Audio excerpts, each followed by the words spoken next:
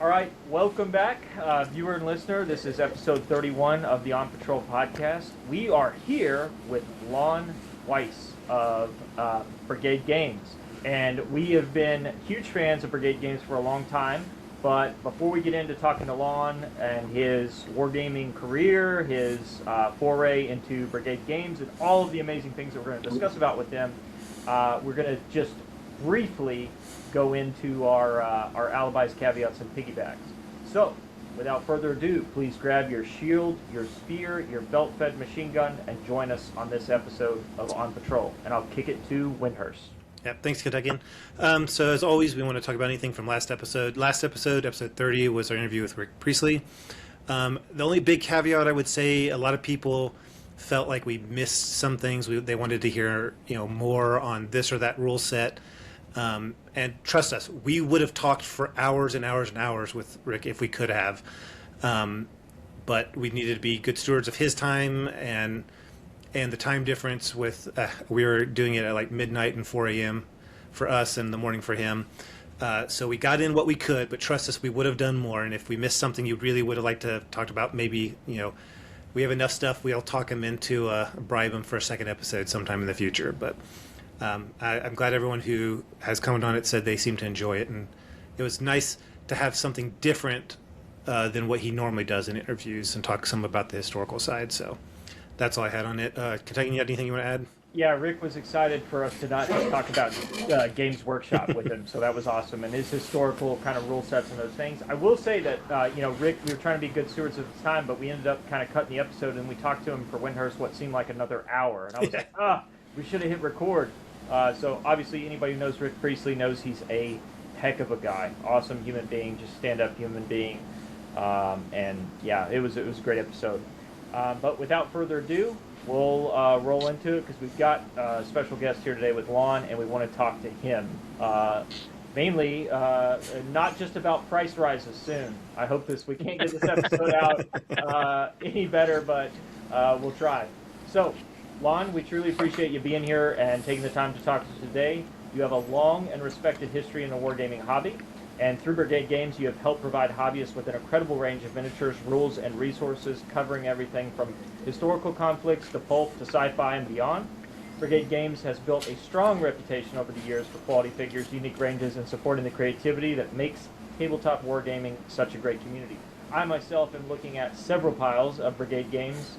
He's got deals on his websites all the time, so it's just I highly recommend. This is me telling you, me and Wyndehurst have said we like to interview people that we buy stuff from, that we just think the world of and what they're doing for the hobby community, and definitely Lon's in there. So from what we've seen, your passion for the hobby runs deep, Lon, and Brigade Games has become one of the companies many gamers rely on for when they want something distinctive for their tabletop, whether it's historical armies, characterful skirmish figures, or supporting niche periods that don't always get the spotlight.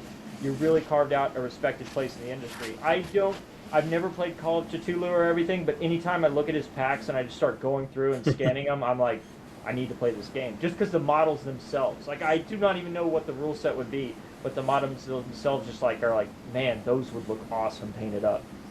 So, before we dive into fully about Brigade Games and what you've been working on lately, we'd love to pull on that thread a bit and tell us how you first got into wargaming, what hooked you early on, and how the journey eventually led to creating one of the hobby's well-known miniature companies.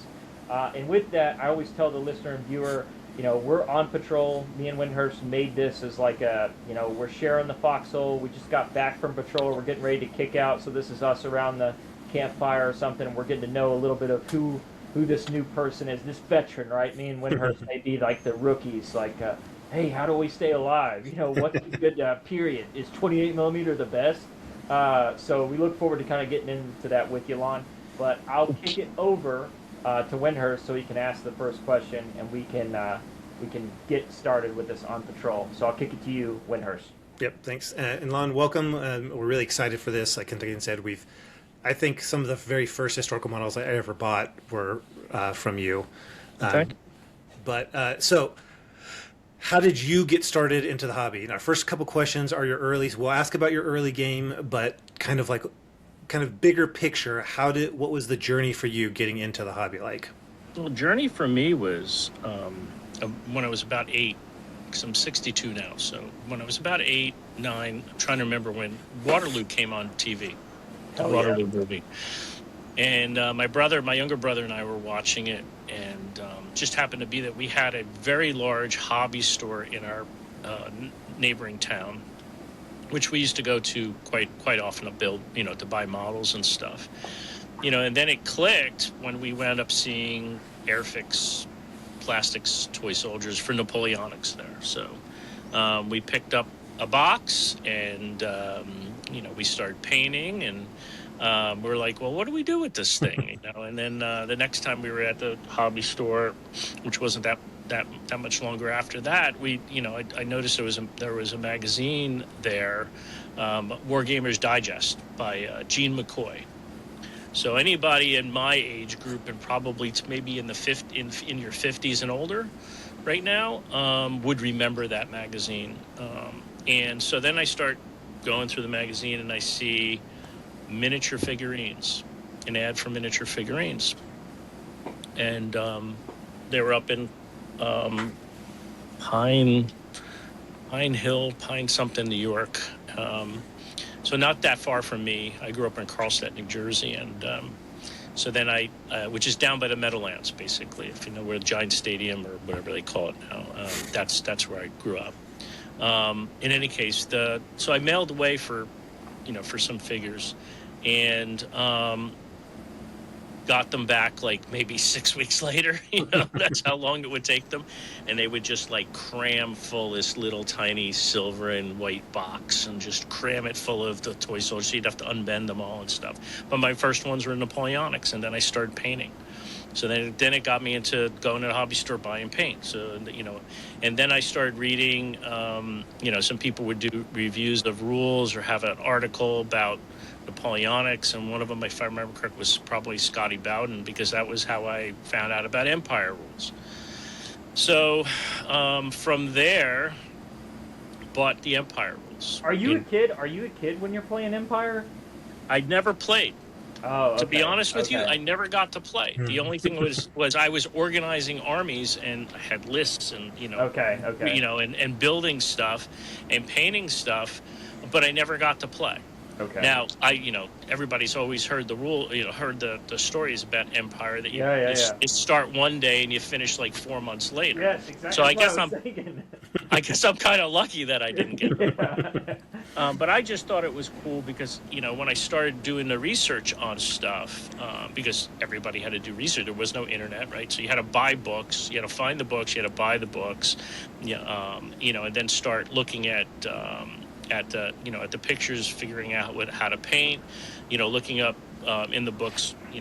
I remember to this day, one of the things I was so focused on trying to make the color Aurora, which is like that orangey yellow, and trying to mix it and get it correct. And little did I know, the dyes faded and all that type of stuff. So, it was kind of like futile to get the color exactly right. But I was just like obsessed with different like little things like that about it. And that's one of the things I think that drew me to Napoleonics, was just the color of the uniforms. That these massive battles went on and such. And so then I started reading the historical history, and that really was me as a early teenager. So Waterloo, Waterloo for that movie, for its time, it's still the best. Especially using all those extras for the actual battle at the end there, and the cavalry charge is just amazing. I think it stands up. I'm gonna be upset that there's a kid, that's experiencing that same pulling you, and he's watching, Walking Phoenix lead the cavalry charge at Napoleon. What? This isn't the how skirmishers it under the skirmishers under the blanket. Yeah, not my kids. My kids watch the original. I don't let them watch the new stuff.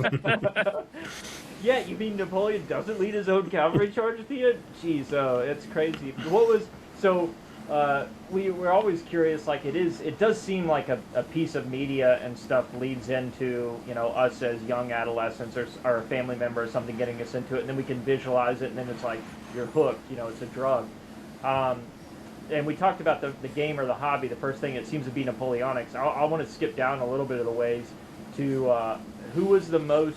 So as you're young, you're kind of discovering these things. we always find, it's a family member, it's a friend, and then a lot of the people we interview from the EU or England and stuff, where they have those clubs, and in the Northeast where you're from, you have, I think, robust clubs, right? A lot of HMGS. Not really around here. In fact, when the club locally was meeting on a regular basis, probably pre-COVID was about the last time they were really doing things. Sam Mustafa's in my local club. Great author of rule set, yeah. I saw right. you've played a lot of Rommel and all that and everything. I played some of the rules at the conventions. That's one of the things that for me as a war gamer, I've never really played a tremendous amount of games. Only probably in the last maybe 10 years have I been playing more and more. And most of the time it's at conventions or going to a friend's house who lives in Pennsylvania. But other than that, not around here. It's just not. I don't have the time. As most people know, this is a second business for me. I run a family business during the day. And you said you're near the Giant Stadium, and you said family business, so I don't want to get the black hand on us or anything up there. You got an Italian last name. I'm kidding. No. I'm kidding. But no, I guess my question goes to, and that's great. Your response is great because it really shows when we talk to people from the EU and stuff. They're like, oh, you don't game once a week with a club of guys, and it's like, no, we go to cons to game. Like we're all displaced and everything. Yeah. We go to cons to game. But who would you say in that adolescence and maybe your early kind of career there is like the most influential person? Even if it's, I've had some people say it's like, hey, we didn't have a personal relationship, but it was just this author or this book, It was like, I was entranced by Scotty Bowden's rules that he wrote, and the different ones that he had, and then also David Chandler with, Campaigns of Napoleon, and those were the two big stalwarts as far as the background and keeping me hooked, put it that way. Oh, nice. I'll kick it back to Wyndehurst. So pretty clearly, it seems like Napoleonics used to be your favorite. Is it still your favorite? One of my favorites. Most popular periods that I tend to like to game in and do research in Napoleonics, American Rev, French and Indian War. World War I Africa, which is one of the first ranges I did, and Plains War is like the new love. So we'll put if the listener or viewer hasn't gone out there, look at his sculpts, look at his Kickstarter. I just got the Chuck Wagon the other day.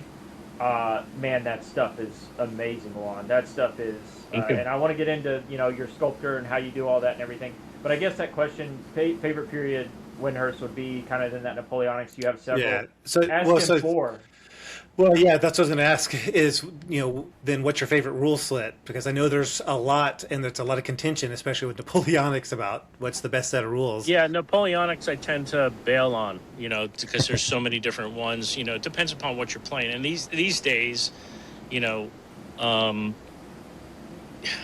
you go to a convention or you're at a friend's house, and it's a multi-day game or whatever, a multi-session game, you're not going to be playing these huge Napoleonic games. Most of the time, it's going to be small bits of battles and stuff. So, for me, I've played more.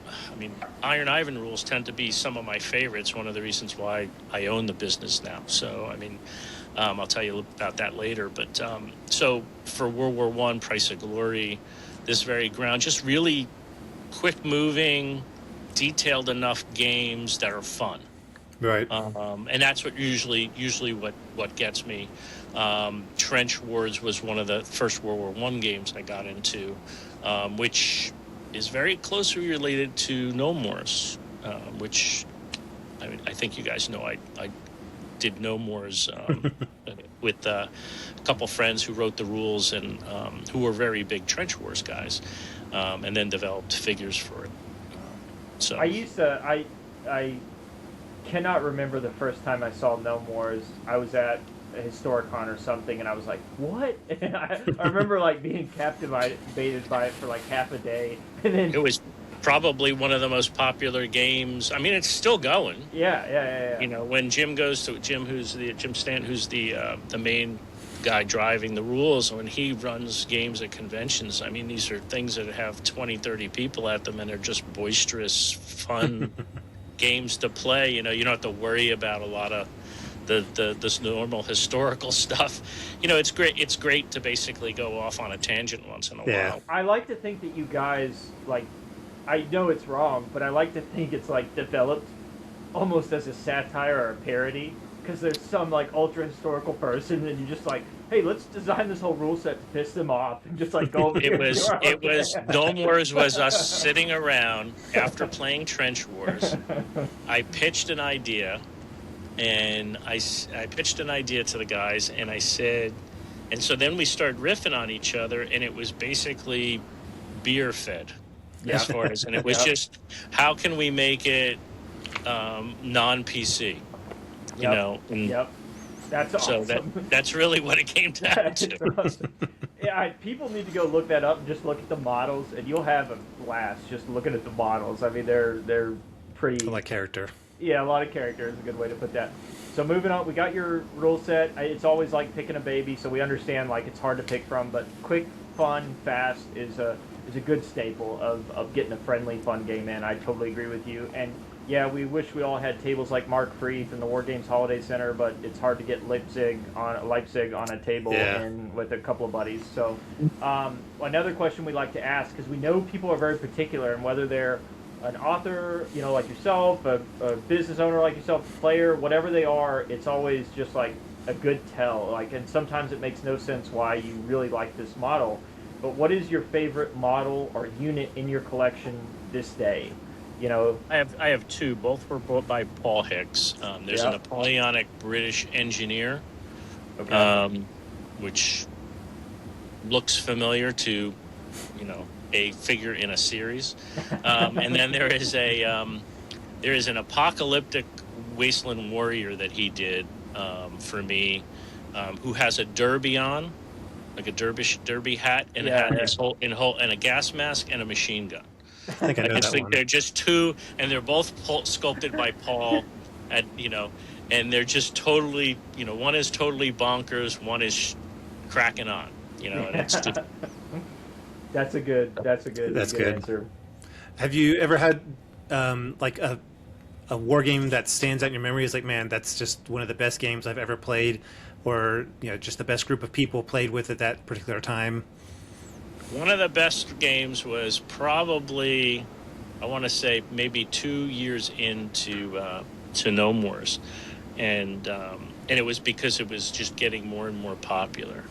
And best recollection, I have two. This one was probably 40 people around a table, and it was still when we were fleshing out the rules. And a couple people got, especially if they had little, kids with them, their units got wiped out like right away. So Jim says there and says, okay, I'm going to allow you to bring another unit in on the table, but you have to start over here. But what you have to do is you have to sing a song about your gnomes, and it has to rhyme. And you have to stand on a chair. So it was the most hilarious time playing as people were trying to get units back onto the table to still keep playing. And we played for a straight 4 hours, and everybody had a blast. But it was, and so people were making up these rhymes, and it was hilarious. I really do wish that, we probably should have filmed some of that stuff, but it wasn't like something that was real easy on phones back then. That is like the GMs have the ability to like make the game so much more fun, and you can tell in big games like that. And what you said with that amount of players, like I played in a lot of Duke Siegfried games early in my wargaming career, and I remember it was like one of the cartoon games or something. The British were just massacring the Mahdi, and it wasn't supposed to be happening, and like all these people were dying, and he like plays a cymbal horn. He's like, all right, they all come back from the dead. Like now we're back at it, and just a good GM always has control of the game and like makes it fun for people. And so any game that happened is awesome. when I was when my youngest boy, he's 28 now. When he was probably, I'm thinking probably like maybe 7. So I have 3 boys and a girl, and my boys used to always stay with me, gaming and stuff, and my girl would go with my wife, and they would go shopping and stuff. And the boys, one night, we're all sitting around, and all of us had kids, all in the same age brackets, and it had to be 10:30 at night, and one of the adults says, "Hey, who wants to play Zulus?" And we're all like, "Oh my God, after this whole day, we got to be kidding me." Okay, so the kids start just chanting Zulu, Zulu, Zulu. Okay, so he gets the Zulu. When I tell you, it was right at the bottom of right in front of the distal fink. But the stairs in the there. host. Yeah. Huge table down there. We're moving Zulus. The kids are moving Zulus on pie plates because there's so many Zulus. And the adults are all of the British. So the funniest thing that happened was probably it's 1:30 in the morning. We're still playing. My wife comes down those stairs, that staircase, with her robe on. And she comes down and she goes, "What the heck are you still doing up?" My little one stands on a chair and goes, "But Mom, we're playing Zulus." She just shakes her head and goes back to bed. That's great. A good honorable mention. That's man, Rortstrip. For whatever wargaming purpose, that is everywhere, right? You can find Rortstrip. Rortstrip's one of the first games I got into as well.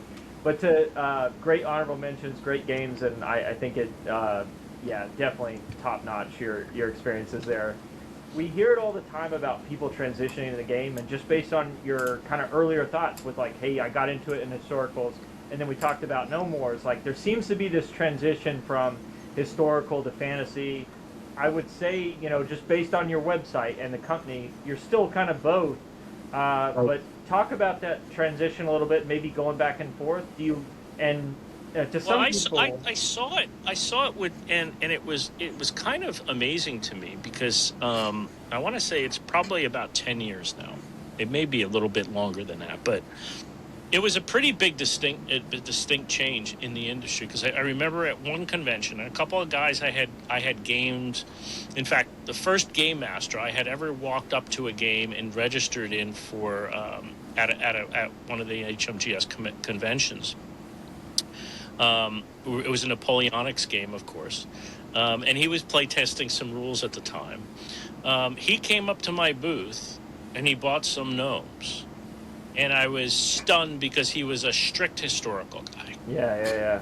And we started chatting up, and he was like, "No," he goes, "it's just good, relaxing fun, and that's I'm and it was before the Star Wars stuff, and eventually I saw him collecting Star Wars stuff, I think, but he's still a very historical gamer." So I was like, "Wow, that's kind of weird." And then I saw it more and more guys that were constantly buying historical stuff because basically all the importing I was doing was all historical, and all of a sudden they started buying some fantasy stuff, and I didn't have a lot of fantasy stuff at the time, and I just thought it was just amazing that, and I think it also related to the demise. I don't want to say they're gone, but the huge games at conventions that were had 5,000 figures on the table are very rare now. Yeah. And I think that started to change, and people started to do more skirmish. They wanted to have a game in a couple hours or 4 hours at a convention or whatever and be done. No more having multiple sessions to finish and stuff. And that's been a big change. And you've seen a lot of the changes in the industry that as they're moving towards that. So yeah, no, Wow. I do see that, and I mean, there's still a ripple effect, and we'll talk about that a little bit in like the direction of where we think the hobby's going. But I'll kick it back to Wyndehurst as well. Yeah, so this will kind of start building us into the next section where we talk more about Brigade. But can you kind of walk us through a little bit of an overview of your journey into the business side of the hobby? Okay, so I had my first son, and from that time having my first son, I was like, how am I going to get him into doing wargaming? Because there's nobody around, and I'll be able, I'll have a built-in An opponent, player I yeah. can play Yeah. with, opponent I can play with. So then I came across Flintlock, which, if people don't know, Flintlock is basically Napoleonic skirmish with orcs and elves and so on and so forth. And started collecting. And was buying from a company down in Texas at the time. And I want to say it probably 6 months. And I never did anything small. I was just buying like crazy and painting stuff up. And one day I get an email from the guy who owns the company producing him in Scotland. And he said, he just basically said to me, he goes, I know this is out of the blue. Can you get on for a phone call? So I get on a phone call with him, and he says, I'm just curious. I understand that you've been buying a lot of Flintlock, and I'm just curious. Can you tell me what your current order is? So I told him. He goes, that's interesting. That's 90% of the order that just came in from this company down in Texas.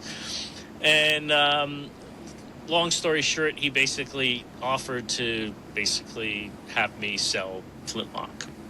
And I thought about it. I'm a plastics chemist is my background.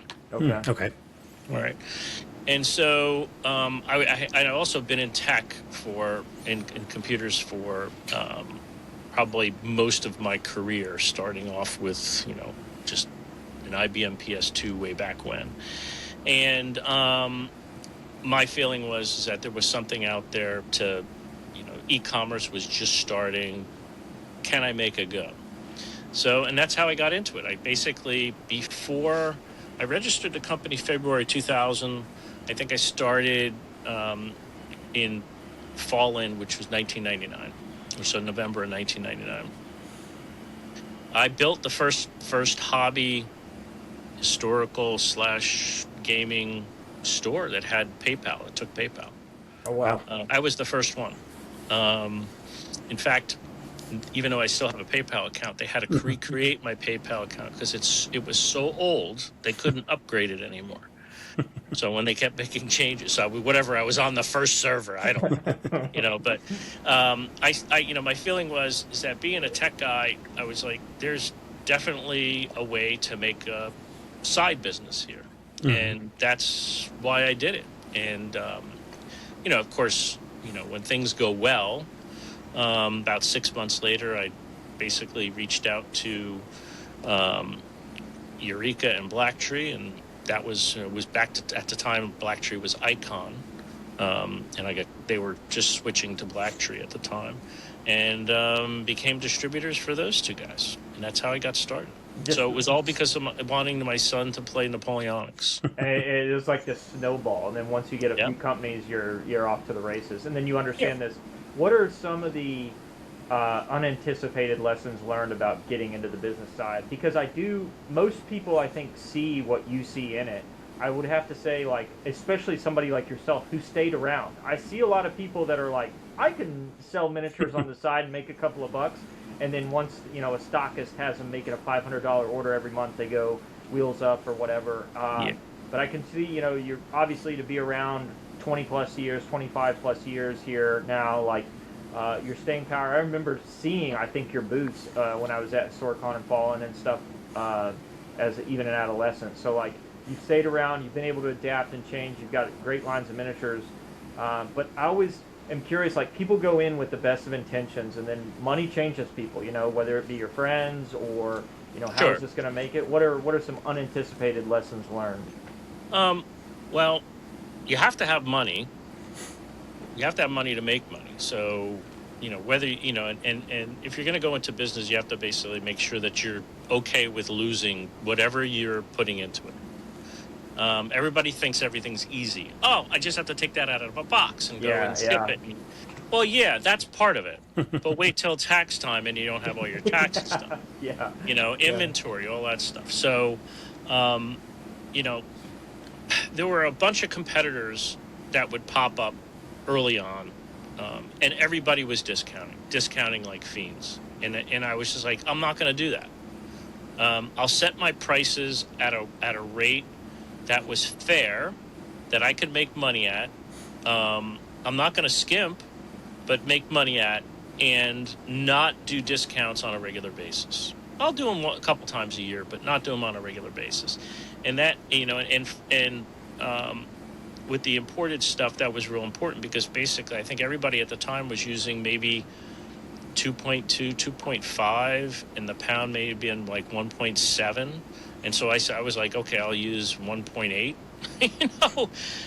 And because everything always fluctuates during the course of when you buy it and when you sell it, and I always tried to keep it fairly stable. That was the first thing, because everybody who discounted has gone away. Yeah. Okay, except for the bigger guys who basically were doing all the mass market stuff. Okay, but if you're in the small business where you're bringing in, I was the first one that had Artisan. I brought in Artisan. I brought in Crusader when they were independent companies. Renegade. I had all of these brands, and it was having a distributorship where I had the sole distributorship was very, very important. It's very rare to get those now. Yeah. It allowed me to advertise and establish and become the site where people would come and get them in the U.S. And I think that was an advantage. With dealing with advertising and such over the course of the years, so many things have changed. Obviously, I know you want to talk about social media and all that impact, but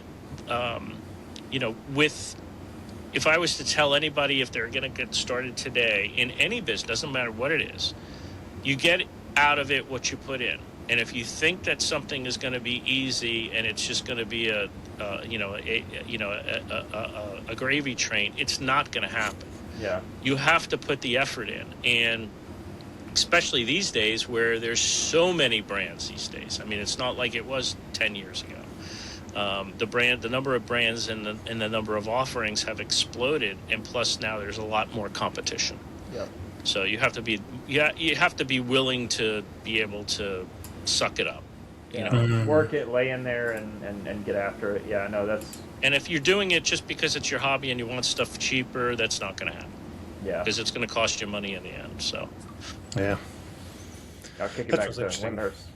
Yeah. So, because you've been, I guess, not just in the business side, but in the hobby realm for so long, and I guess I feel like being on the business side, you might have a better read on the health of the hobby. So, when we first started asking this question, a lot of the question was like, people are saying it's graying out. Everyone's getting old. And we kind of stopped phrasing it that way because we were starting to hear that wasn't the consensus. So what is your thoughts on the health of the hobby? Is it in a good place? Is it kind of trending in a direction you're worried about, or trending in a direction you're excited about? I think it's definitely growing. I think that the concern about it graying probably has more to do with probably the older manufacturers being maybe left behind if they're not keeping up with producing new product and such.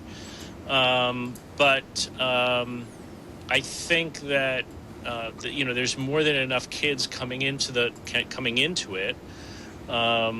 I do think that one of the problems for metal manufacturers is the plastics that are coming on more and more.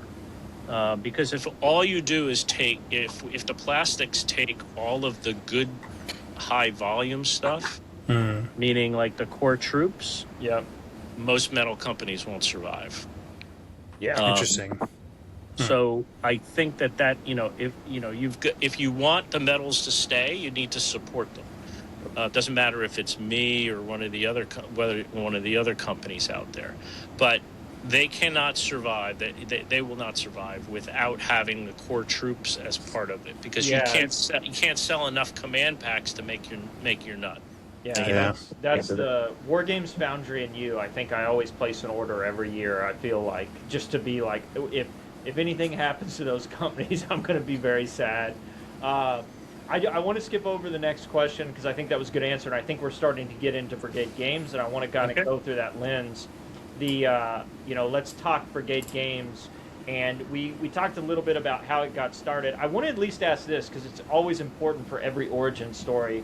Why is Batman called Batman? Why is Brigade Games called Brigade Games? That's my first question. Well, realistically, looking at a name to choose earlier in the alphabet's always better. Really? Okay. Is there science or research to that? I wanted 18 games. 18 games is what it was already taken so long into Brigade Games. And having something that had a military connotation to it. That was what brought me to Brigade. I like it. So we talked a little bit about how you got started with Flintlock, and you went from there.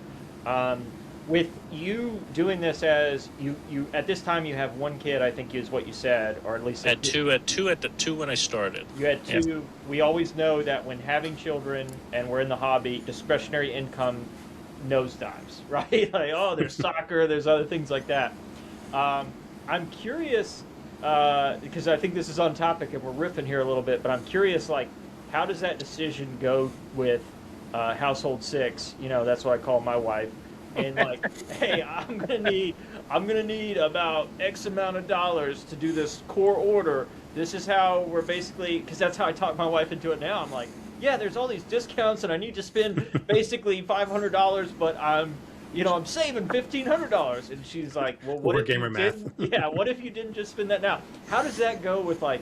You're telling your wife, like, we're about to embark on the walk to Mordor, down this company. Like, how does that go? Well, to be honest with you, with Flintlock, I basically got Flintlock to the point where I was selling a pretty good amount every month compared to the guy who owned the company over in Scotland was pretty amazed. But I was selling a good amount, and then once I started bringing in Eureka and Black Tree, I never looked back, and so opening up lines of credit with credit cards in the business name, even though personally responsible, I just would roll it over every month. They would be rolling over, but I was selling so much that I just give you an idea. I mean, at the time I was selling $5,000 worth of Black Tree wholesale Black Tree a month. Whoa. And that was just basically World War II and a little bit of Rorke's Drift stuff. That was it. But that's wild. We're early on. Were all the people you're distributing for, were they all overseas? Was there any? Yeah, Eureka obviously in Australia, and then with Black Tree was England, and then And then the guy in Scotland. And then the guy in Scotland, and eventually the guy in Scotland did me a nasty, and I decided, and I was like, that's it, I can't deal with the guy that's not going to be honest anymore, and I was like, all right, that's it, that's fine, because I was happier dealing with Eureka and Black Tree anyway, because it was also more historical stuff. So how did the distribution for that early on go? Are you casting for them, or you're just a middle? It was importing. Just always. import. I never cast for anybody except for myself. Okay, that's what I was curious. And we can talk about that part too when we get there. But it was never a casting license agreement. No. Okay. So again, when you're starting out, like, one of the questions I posed is like, what set Brigade Games apart initially, and it's like, you were the first person to get it. I think your background, you merged, like tech with online, with, you're in, I would say, a hub of at least for importing, exporting, and shipping things, even if you don't have a local club there. So you are in like this sweet spot, striking while the iron's hot, and then it goes on to where, okay, now these miniatures want to give you these exclusive rights, so you become this kind of, just juggernaut, I'm going to say, in the hobby. What do you think that sets Brigade Games apart? It's been a household name, I feel like, as long as I've been in the hobby. One of the things that actually did help me was when I was dealing with the Flintlock guy. He had some sort of arrangement deal with DHL at the time. Okay. And it was called Airborne. It was Airborne. I'm sorry, Airborne Express. and it was significantly below rate, like 30% of what retail rates were. Wow. And even once I stopped dealing with him, I still had an account, and they still had that rate on me for a long time until they went belly up or we got bought or whatever. So that helped quite a bit as far as the importing costs and stuff, and being able to keep costs down. And so I was using that to basically do anything that was imported from England. Eureka was all by U.S. mail. So, yeah, we'd get these large boxes of crazy amounts of stuff coming in. Yes. I love Eureka. I've got a decent amount of like their Aussies and some of their other things. They're great as well. When you so when we talk about periods, and then now I think you see the niche of like gobbling up these companies and kind of being a one-stop shop, and that's what you became, with Brigade Games. With that and trying to stay competitive, like we know that when you're generating a business, like to some degrees, I think the more you're growing, it's better. But then like the growth you can sometimes outgrow yourself, and especially if you're one guy, Lon. I don't know if Sure. you Never had staff except for my kids. Yeah, that's what I was gonna say. You conscript the kids in to get allowance to like, hey, sort these boxes, and if there's any mistakes, your allowance is negated. But I would say like, when you're measuring these companies, like, did you ever like decide, hey, that's a bridge too far just based on how much skin I want in the game, or that's too, like, hey, GW or something like that, or some other big major distributor, like, I'm not going to pick up their products, or I'm not going to sell in that, just I definitely didn't want to go into the GW realm because first of all, they were requiring you to have a physical site, store or whatever. So that basically, and then plus the competition and stuff was pretty heavy. So that never really even appealed to me, because I never got into or knew about until into Brigade about the whole GW thing. I didn't even know anything about that. Evil Empire. Yeah. And, once, in following, I was obviously a fan of Foundry. I had a couple subscriptions, Wild West subscription, buy Mike Owen sculpts from Foundry and stuff. And I eventually found out through the grapevine, manufacturer's grapevine, basically that the guys were upset, and that Mike Owen and Mark Sims and Copplestone, they were all upset about not getting paid properly. Something happened at Foundry, and they all basically left. And they were starting their own companies. So I was like trying to get in touch with them. Hey, I'd love to distribute for you, so on and so forth. And I think that they were happy too, because they'd have somebody in the States and so on. So for them, it was just cast it up and ship it out type of thing. So, yeah. At the time, I was bringing in like for both Crusader and Artisan and even Renegade, I'd bring in 20 of every SKU, and then reorder the next month. So, I was just turning stuff over like crazy, because nobody had seen sculpts that looked like that before. I have some Libyan Renegade like ancients cavalry, and they weren't really the best. Well, they're amazing. They still hold up. Yeah, nicely cast. They didn't have the. I don't think that they had a historical. They had a fantasy sculptor doing them, so they're a little bit.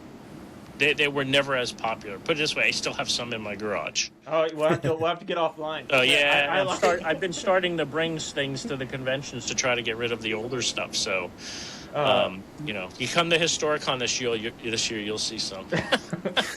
So that's awesome. To build on that, it seems like early on, a lot of the lines you went into were because, like, those guys were leaving and there was a good opportunity to be a U.S. distributor for them, or you were able to nail and be the sole distributor for certain companies overseas.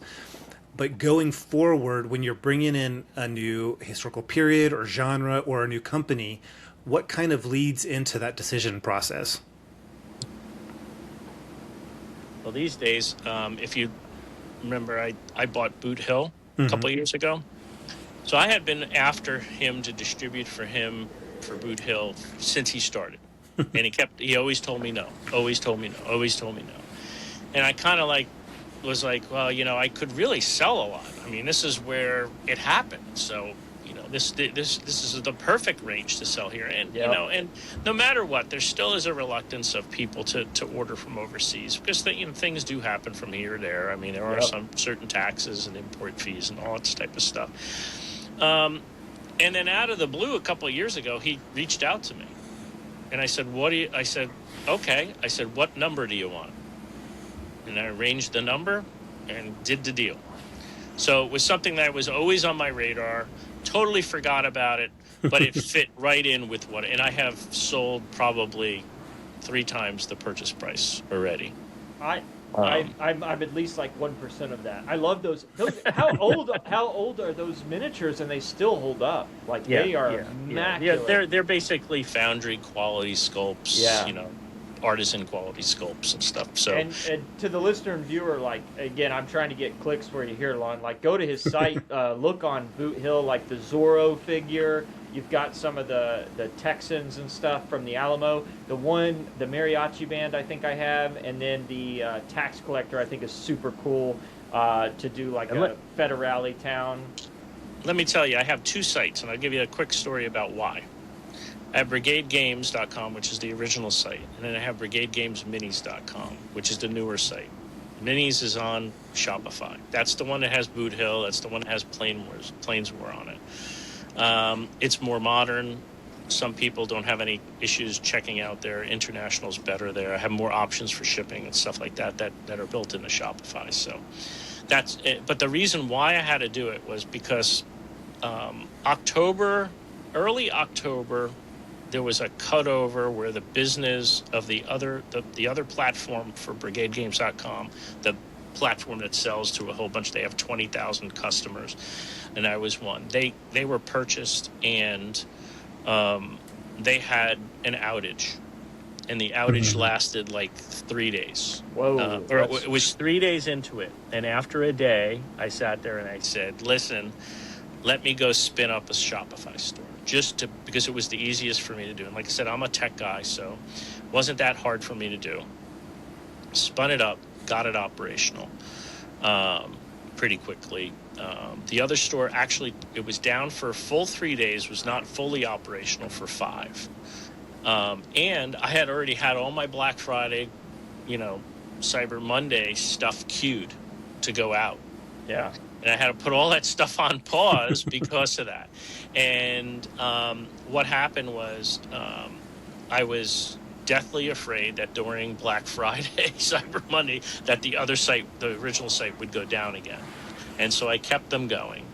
And eventually the business was growing on the Shopify site. The other business was still growing, okay, but slowed down. And at this point, they're about parity. So that's the only reason why they're both there. One is legacy and one is just because there's so much. I mean, if you went and searched for something that I have, even if it's on both sites, the old site will come up first, which is still available, but the newer site will be there as well. After 20 something years, that site has a lot of links that are in the Google sphere, put it that way. Yeah.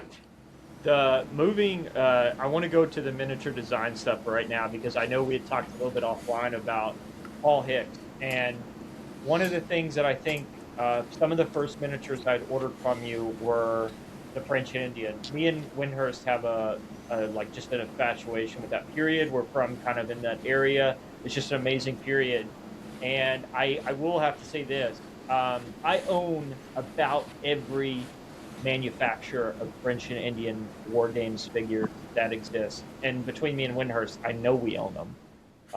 And I do have to say, Brigade Games has to be some of the best French and Indian miniatures on the market, and it's not even close.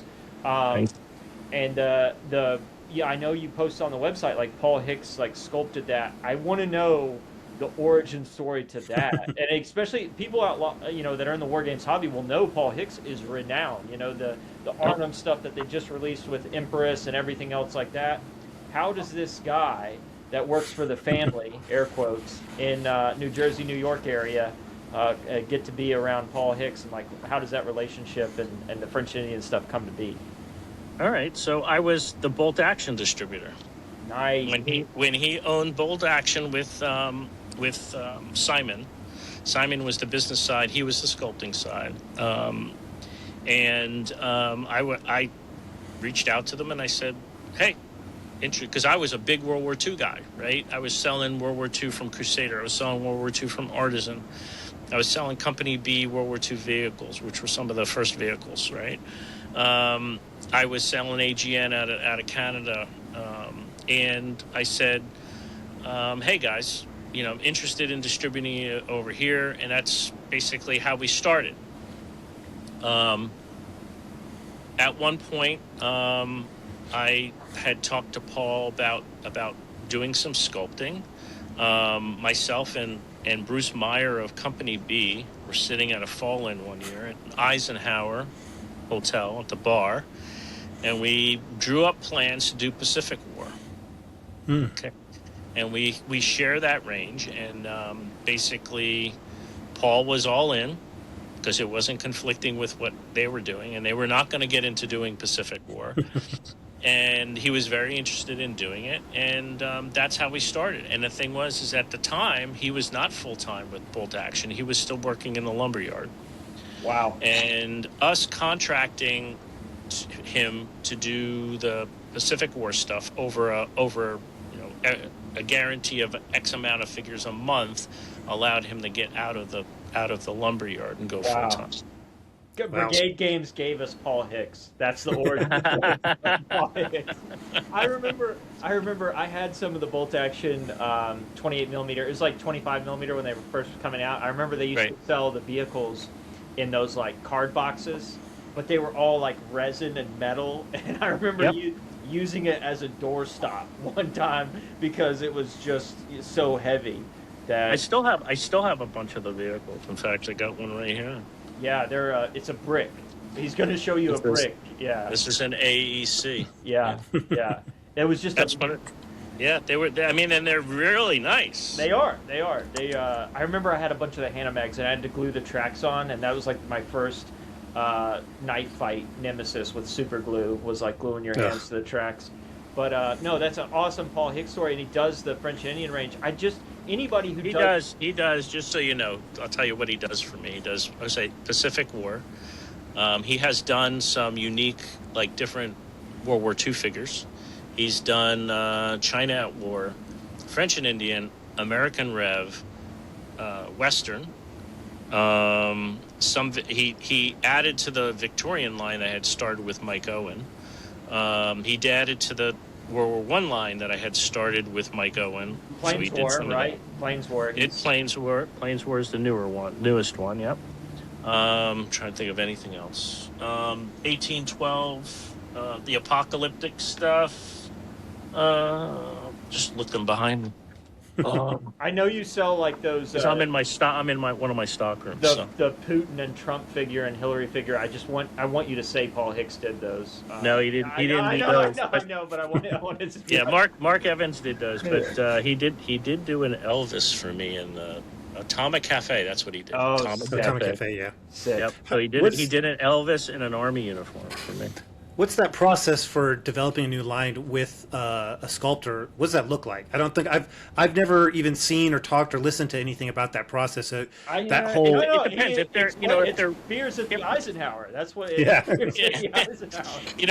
mean, basically what we did was we drew up the packs that we wanted, and in the reference, some of the reference material. But the good sculptors out there will have reference material available, or we'll get reference material available. So we'll look at some of the same books.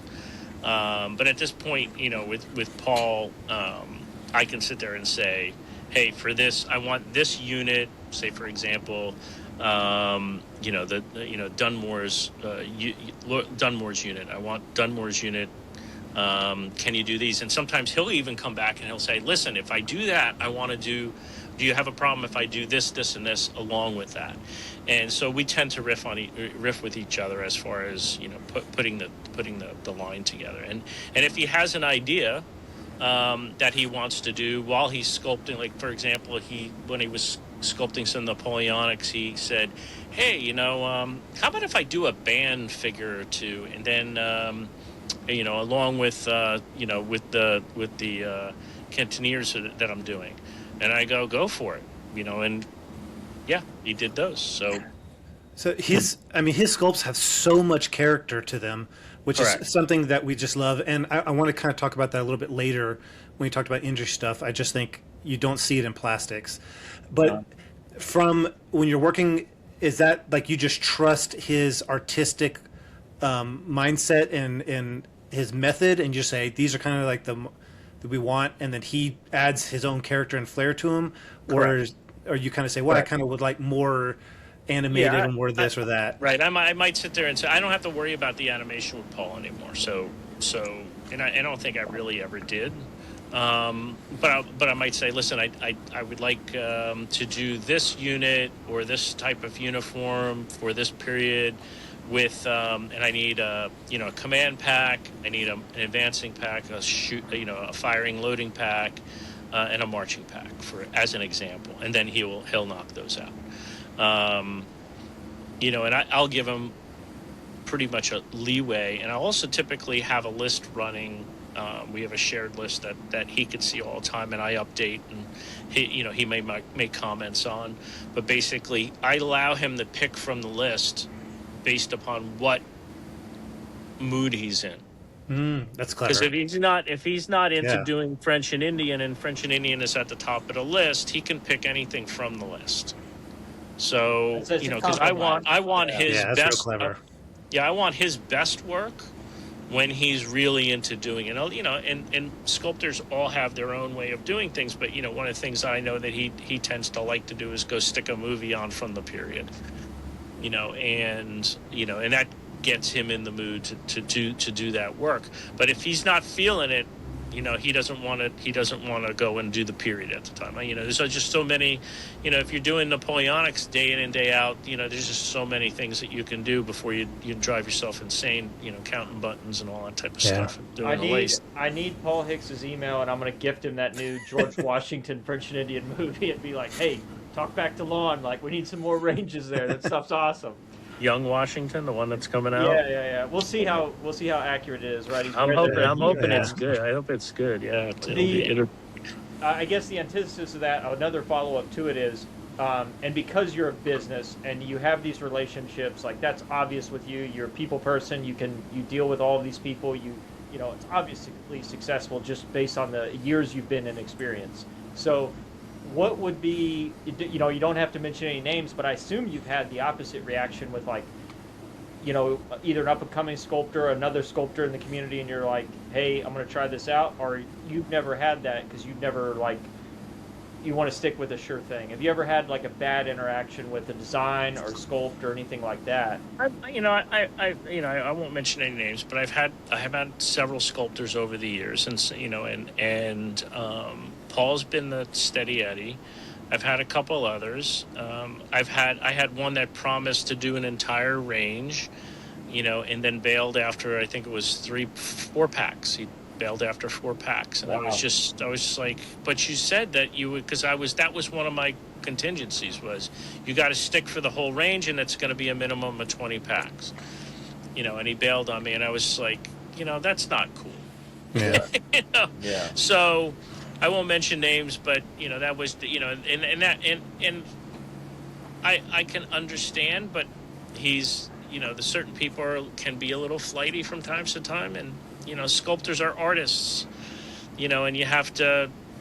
Sometimes artists are a little bit difficult to deal with. I've been lucky enough to have pretty steady, reasonable people to deal with most of the time I've been dealing with them.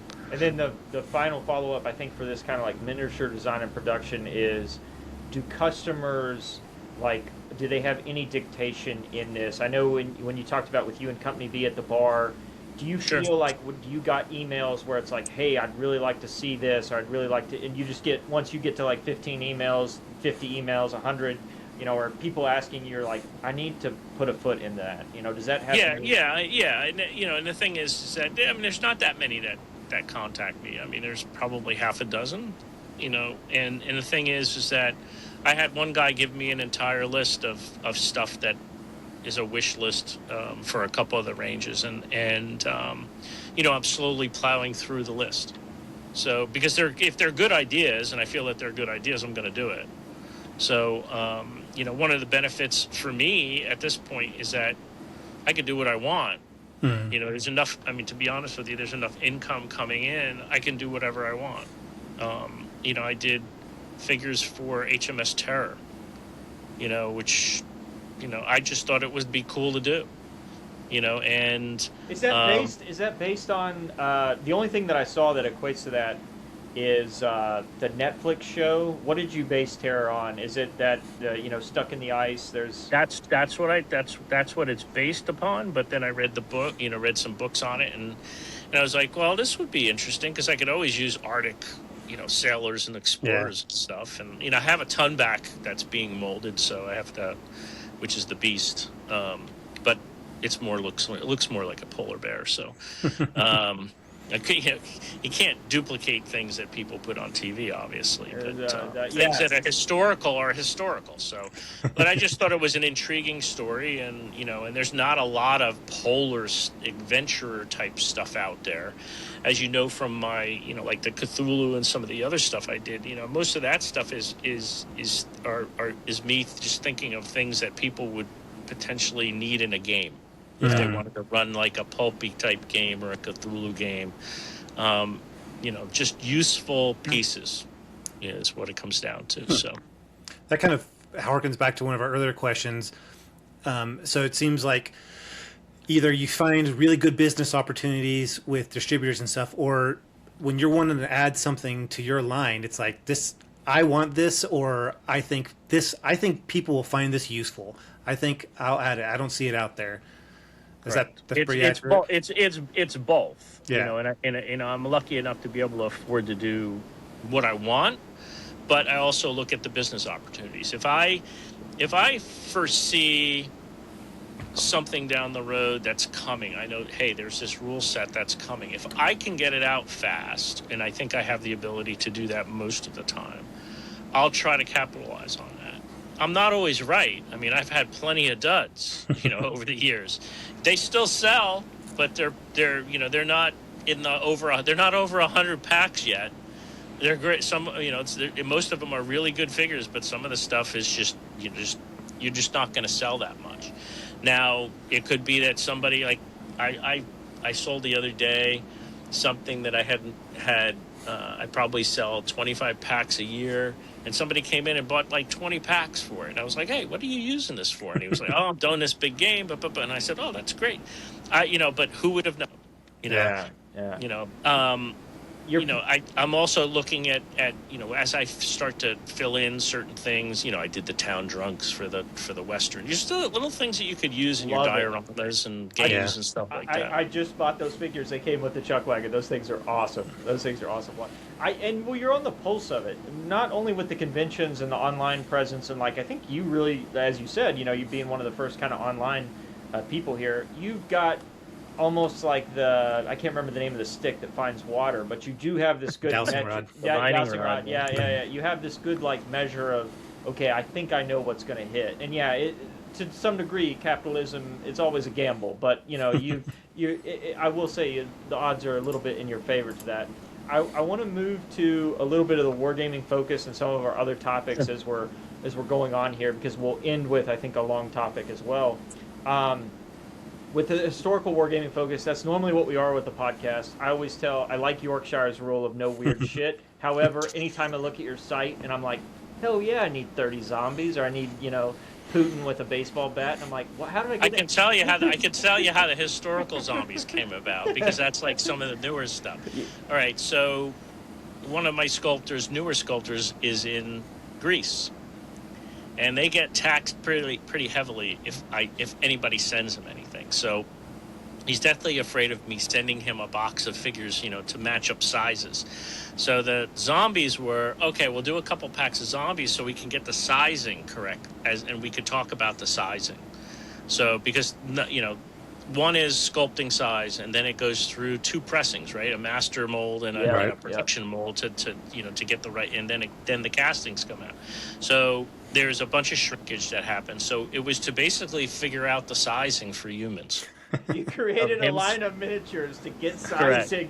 Correct, and of course, because I can't do anything small, instead of doing just a couple packs, I was like, oh, it would be great to do this type of zombie, and then that type of zombie. And so now I have 10 packs of zombies, historical zombies. That's the most American thing. Rather than, like, waste money to the government, it's like, we're going to come up with a whole new range than to give the government any more money. Yeah, that's awesome, Lon. It's with that joke of Americans will use anything to measure other than the metric system.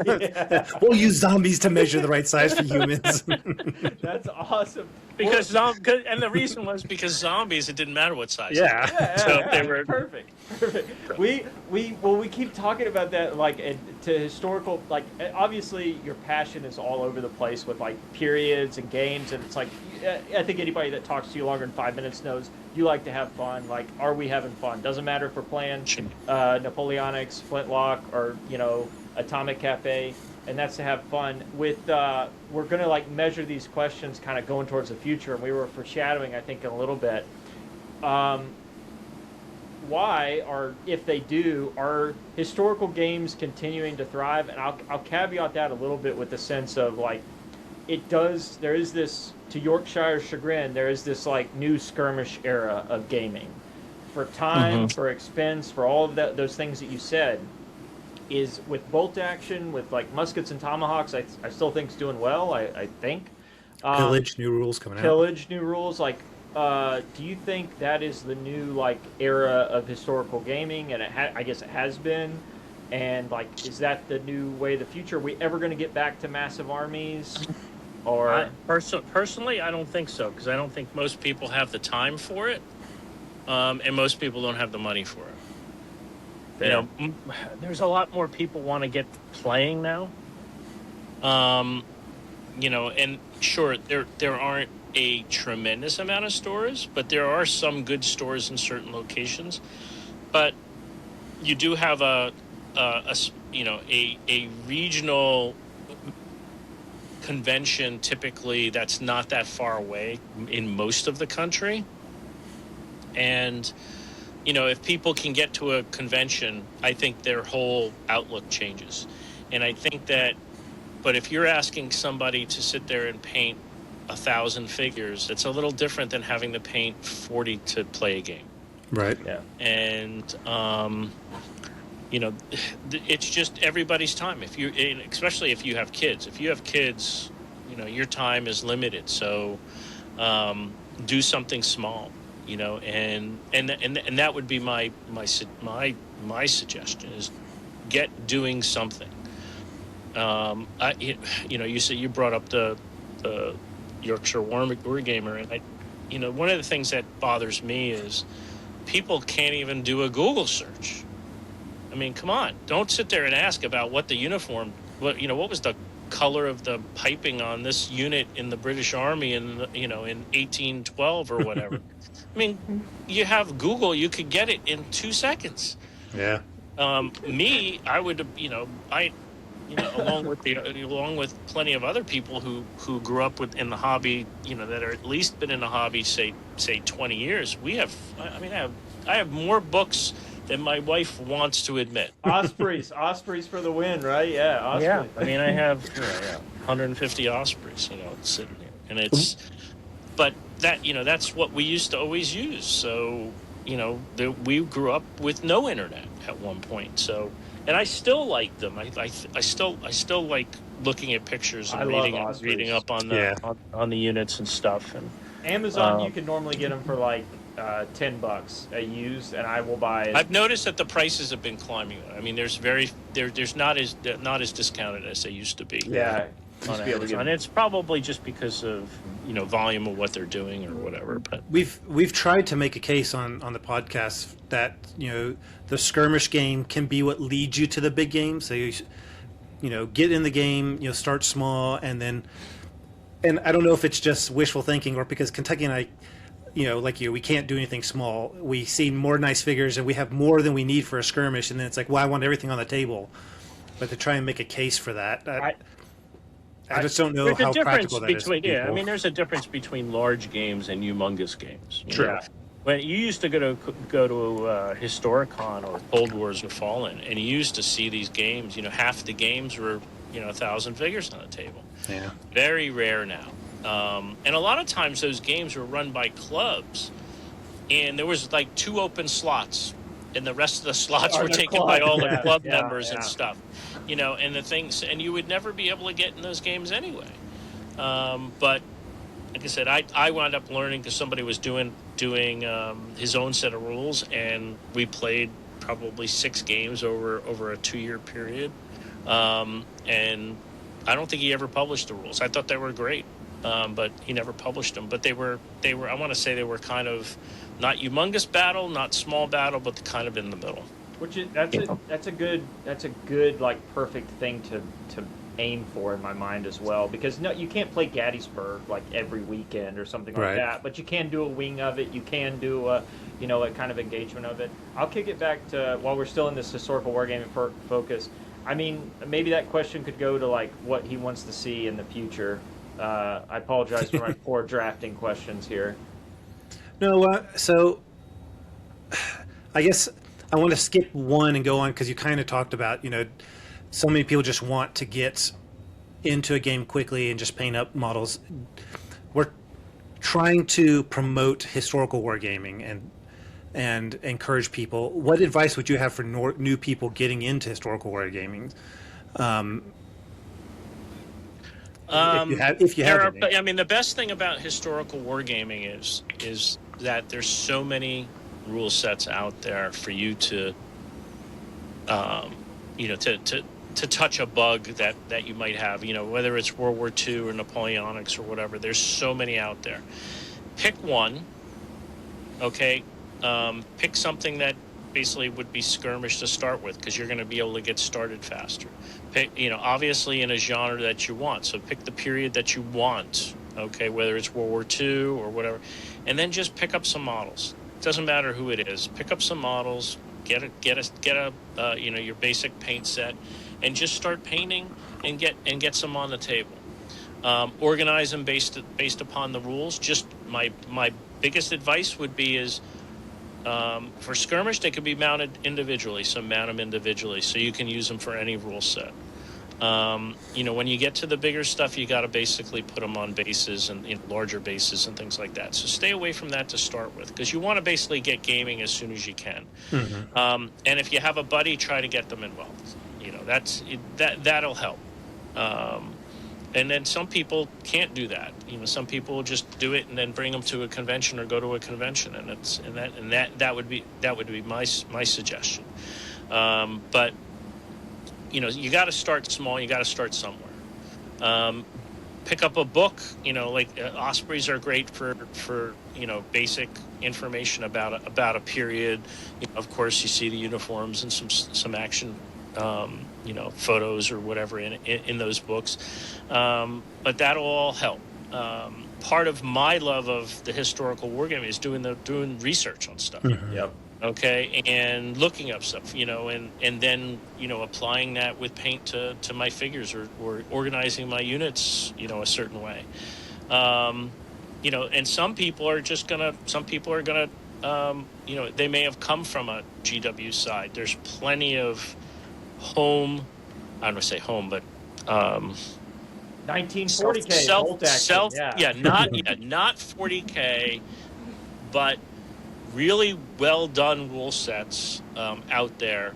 Osprey puts out a ton of them. Yep. There's other independent publishers put out a ton of them, and everything from apocalyptic to future to space to you don't have to stay in the GW universe. And the thing is that what's the benefit? The benefit is that you're going to be, I don't know, $3 a figure, okay, or whatever, and you're not going to be paying $15 a figure or $10 a figure, okay, and that's the benefit, and you could easily learn which manufacturers can go together on the table and still look good, so you're not going to be tied to one specific brand either.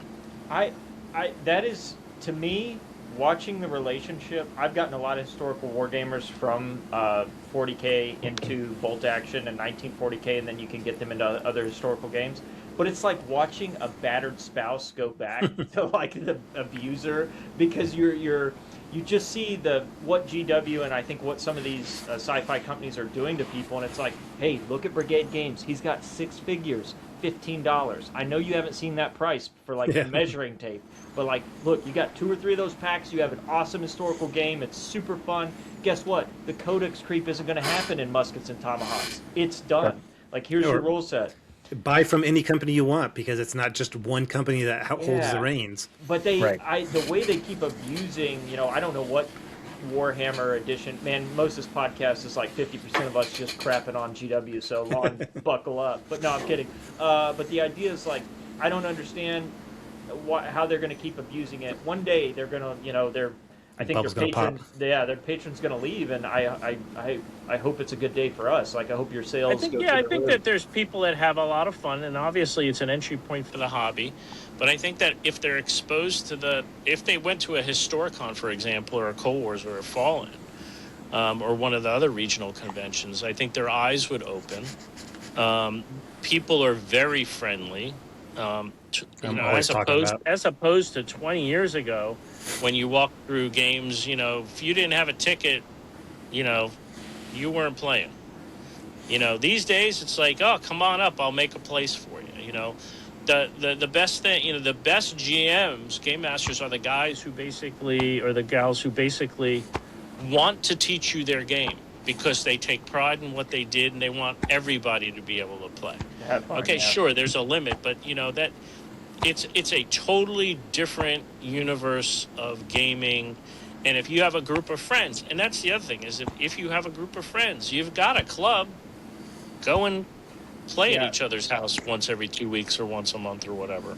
Yeah, that was, Lon, I agree with everything you said. I remember when they first made the cards for Historicon, and that was like the first one I went to, and it was just like, it was all or nothing rules. Like, nope, you can't play, or the ticket's already gone, and then you could only sign up for one game in the afternoon and one in the evening, and that was a nightmare.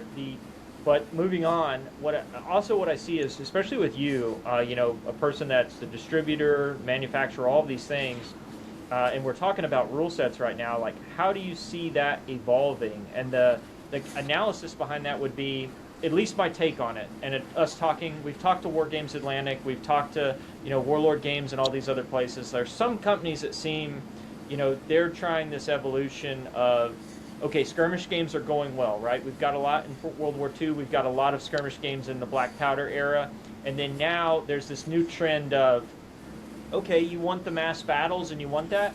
All right, we're just going to shrink it to 12 millimeter. We're going to call this scale epic, and then we're going to make it to where it's got a decent price point, and then go off of that. It seems that seems to at least be a trend.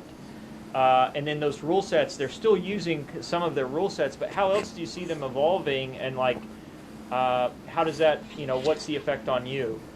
I don't think that that's a long-term trend. Just because even with 12 millimeter, or whatever they want to call it, 10 millimeter, there's still a lot to paint. Yep. So, you basically have swapped detail for the number of things you have to paint. So I don't see. Hold on for a second. I gotta get a battery here. But I don't see that becoming an issue for most people at all. People are gonna. I think that people will get into it, and I think that people after a while will sit there and get a little tired of it because of the timing. The time that it takes to get everything painted. Don't forget, you still have to get an opponent unless you're doing both sides, and that was always one of the things with the mass battles, is that people were doing. Sorry, I had to plug in a battery. No worries. Or a charger. But you have to do both sides if you don't get an opponent, and that's still a lot of work, and it may be fun. I don't know. We'll see. We'll see a year from now if it's still the trend. Well, and I think there's probably a bigger potential with fantasy with that than anything. And then when we talked to Rick about War Master, people have written that fan fiction to it now, and it seems to be like at least stable and doing well, and it's the IP's just kind of out there, its own. but with War Games Atlantic doing it, Warlord Games doing it, and then I used to be a huge fan of Battlefront. Flames of War I loved back in the day when I thought it was pretty, stable, and then they became a GW Light, I think. Again, not to poo-poo any historical companies, I feel like there's been some mistakes there. And then they announced, like, hey, guess what? Flames of War, we haven't even done all our lines yet, but we're going to come out with black powder kind of Flames of War-ish rules. A lot of people seem to be jumping on board, and to your thought process on that, I do agree. There are a lot of rule sets that you're going to compete with when you get into that period that have been out there for decades, half a century, I feel like some of these, and pretty well established. So, yeah, we'll see how it goes, but I just wanted your thoughts on that, especially they have, listen, Warlord's got the scale, right? They're in a lot of stores. They sell a lot of product. If anybody's going to attempt to make it work, it would be them. Okay, but on the other side is you still also have all these 3D guys doing stuff. So if you're not making money on figures, what are you making money on? So there's going to be a portion of people that are going to be peeling off. Say they peel off 30% of their business. That's still that's a lot of money. A lot of money. So at what point, you still have to keep those tools, doing the tooling. I'm sure that they come out with a new unit and it probably makes money within 2 months or 3 months or whatever. But there's a lot for them to go through, but we'll see where it is a year from now. It's either going to catch on or it's not going to catch on. And, I see friends of mine painting up stuff and, guys I know painting up stuff, but, I can imagine that's going to get tedious pretty quick too.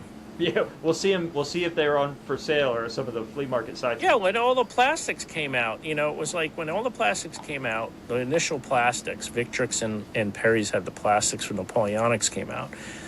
And the talk of Salute was basically everybody at Salute was selling plastics because they all made their money selling them to everybody. All right, and everybody was making a pound a box. Okay, where they should have been making, 8 pounds or something like that per box. Okay, and it's never changed. That's never changed. They just go and cut, you put it into distribution. A company like Warlord, GW, they don't care because they already got their money. So I think that there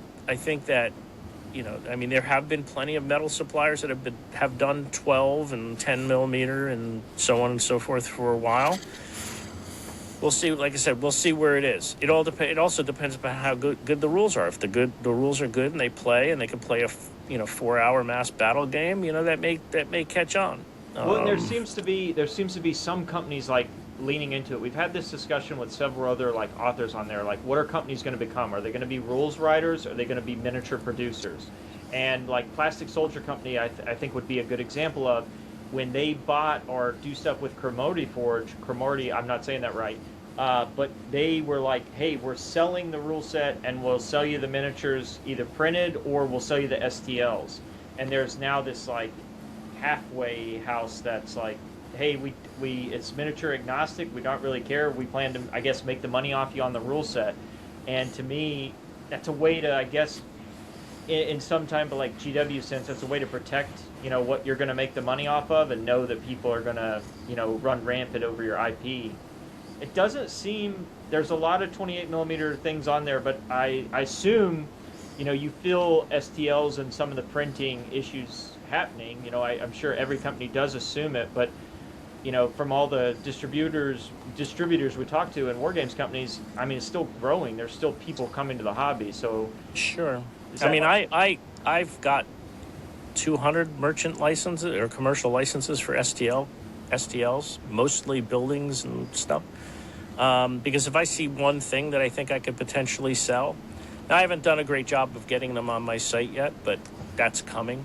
Okay. For me, it's always time limited. What do I spend? I have probably 150 figures I haven't released yet. So. Oh, nice. I always have a big pipeline. It's just waiting to get them molded, waiting to get them inked up, that type of stuff. So.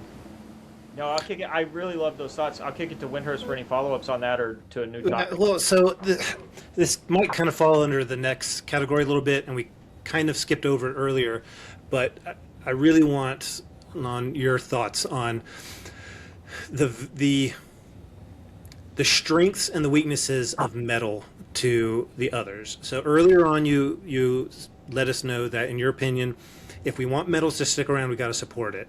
And there was actually another guy who does YouTube videos that I followed, and he said this, and it resonated so much with me.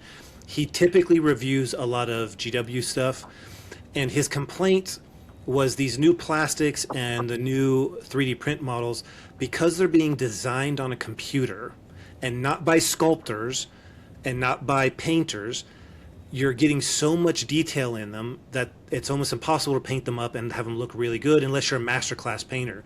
Whereas metals, because they're sculpted by hand, it can be painted by hand. And it was like he was lamenting the loss in these major industries of the metal miniature. And so now it's something that I try and push as one of the great selling points of metals is that it was sculpted by person's hand, so you can paint it. You know all the details on there can be painted. Are there any things?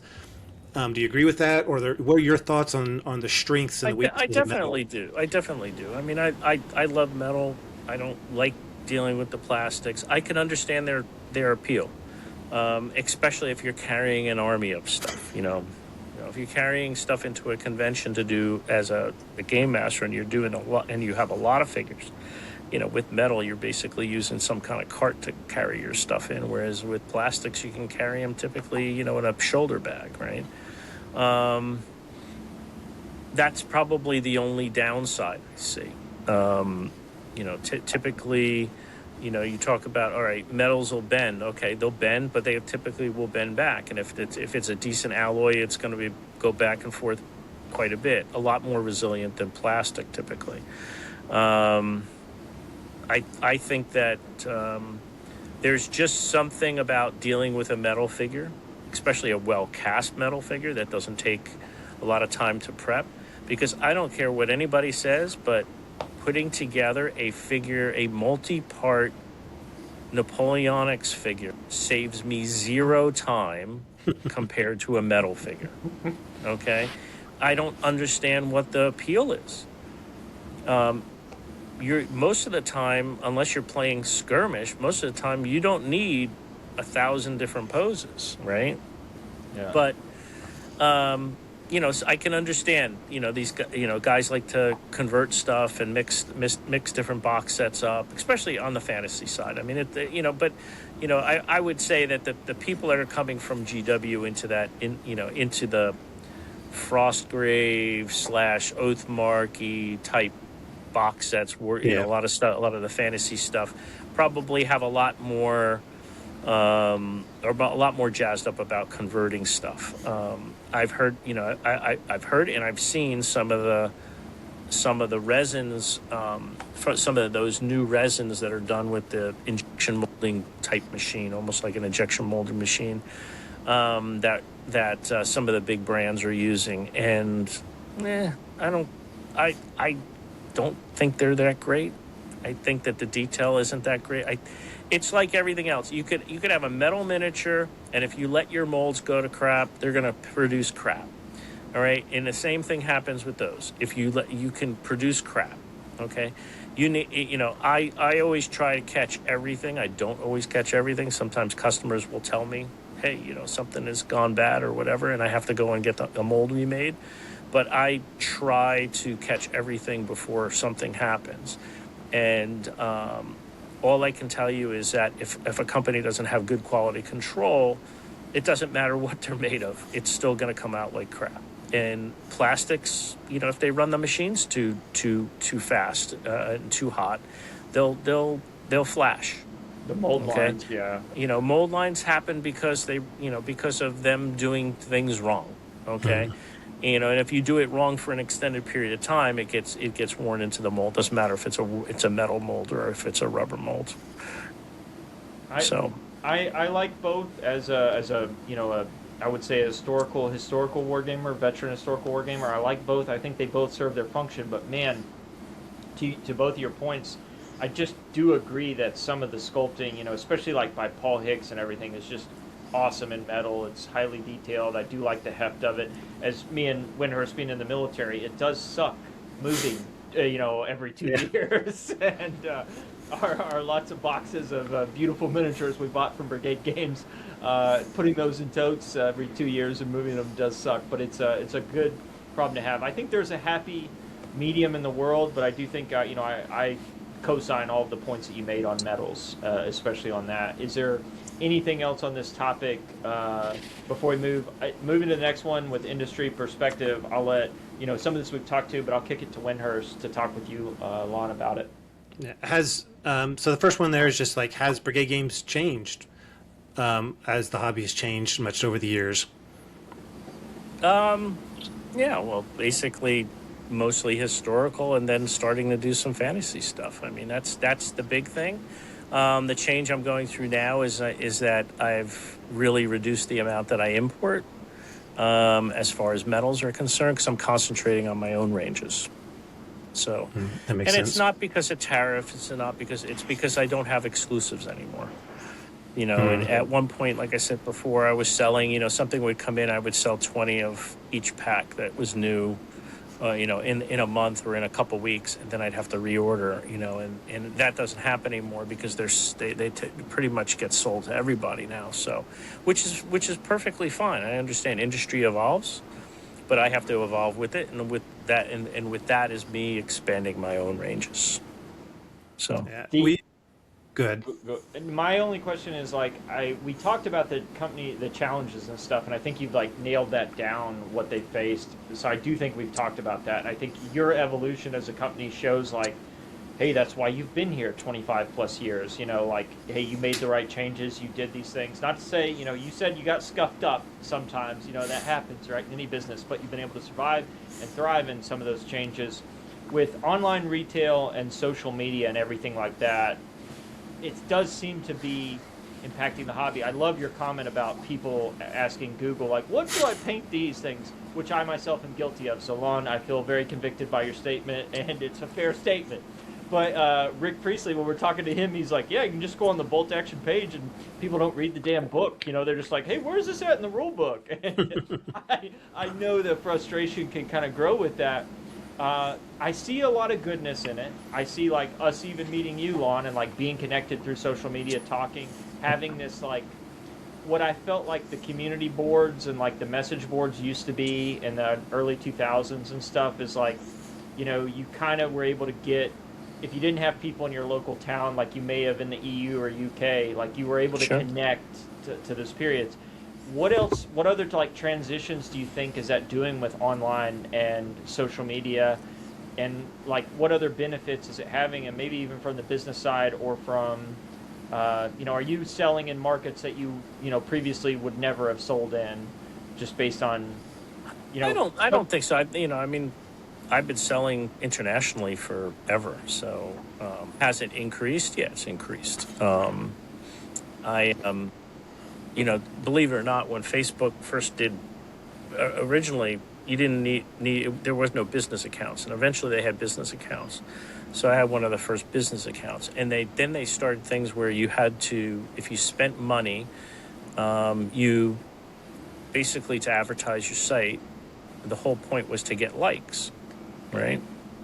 And so you were paying to get likes, because basically if they broadcast you out there, then you would like it, and then people would be able to follow your page. And then eventually they changed that, so that it's constantly changing, because now, even though I may have almost 7,000 people following my page, all 7,000 don't get to see what I publish. Even if I pay for an ad, they won't get to see what I publish. Which is craziness, because I paid for those people way back when.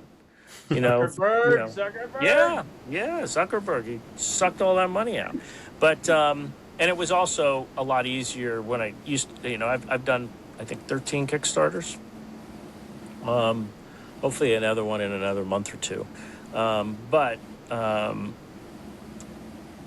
used to be able to go on and used to be able to roll up an ad really quick, put up an ad and then basically say I want it to start in 10 minutes or 15 minutes.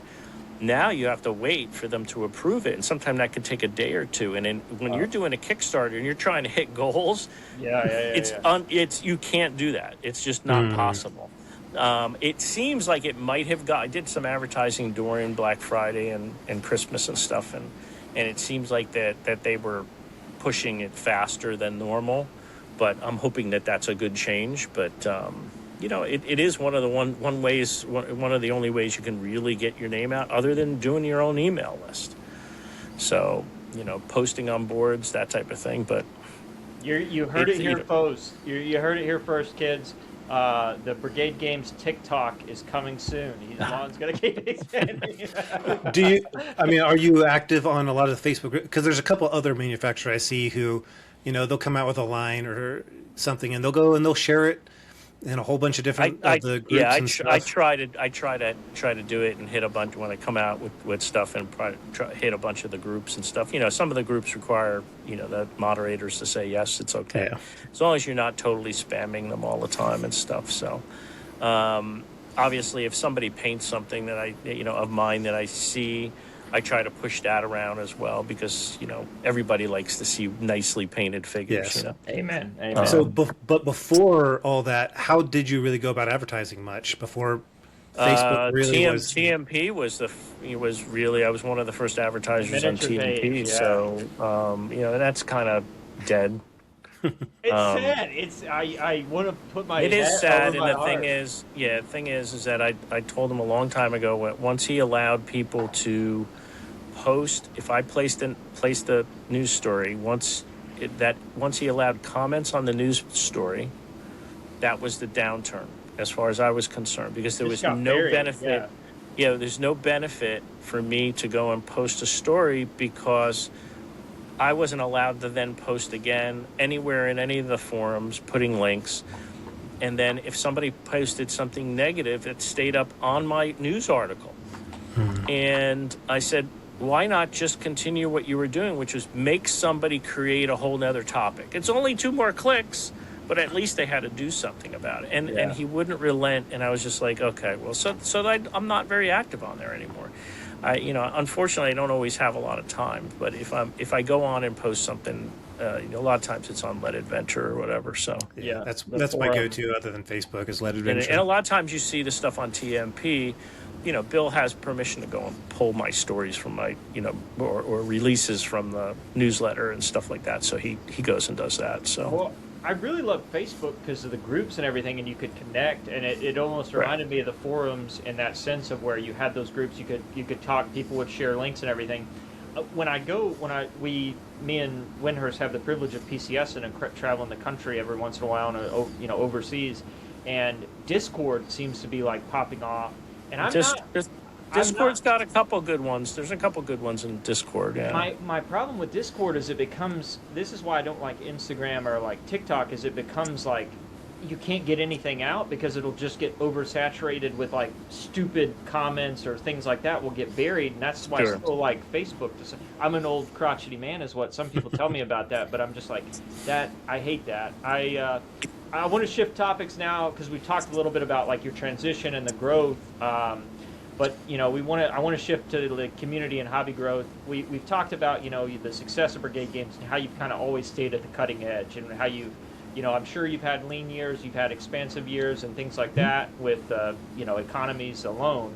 But I want to know. I just thought this question was so good. Any memorable customer stories or events that stand out?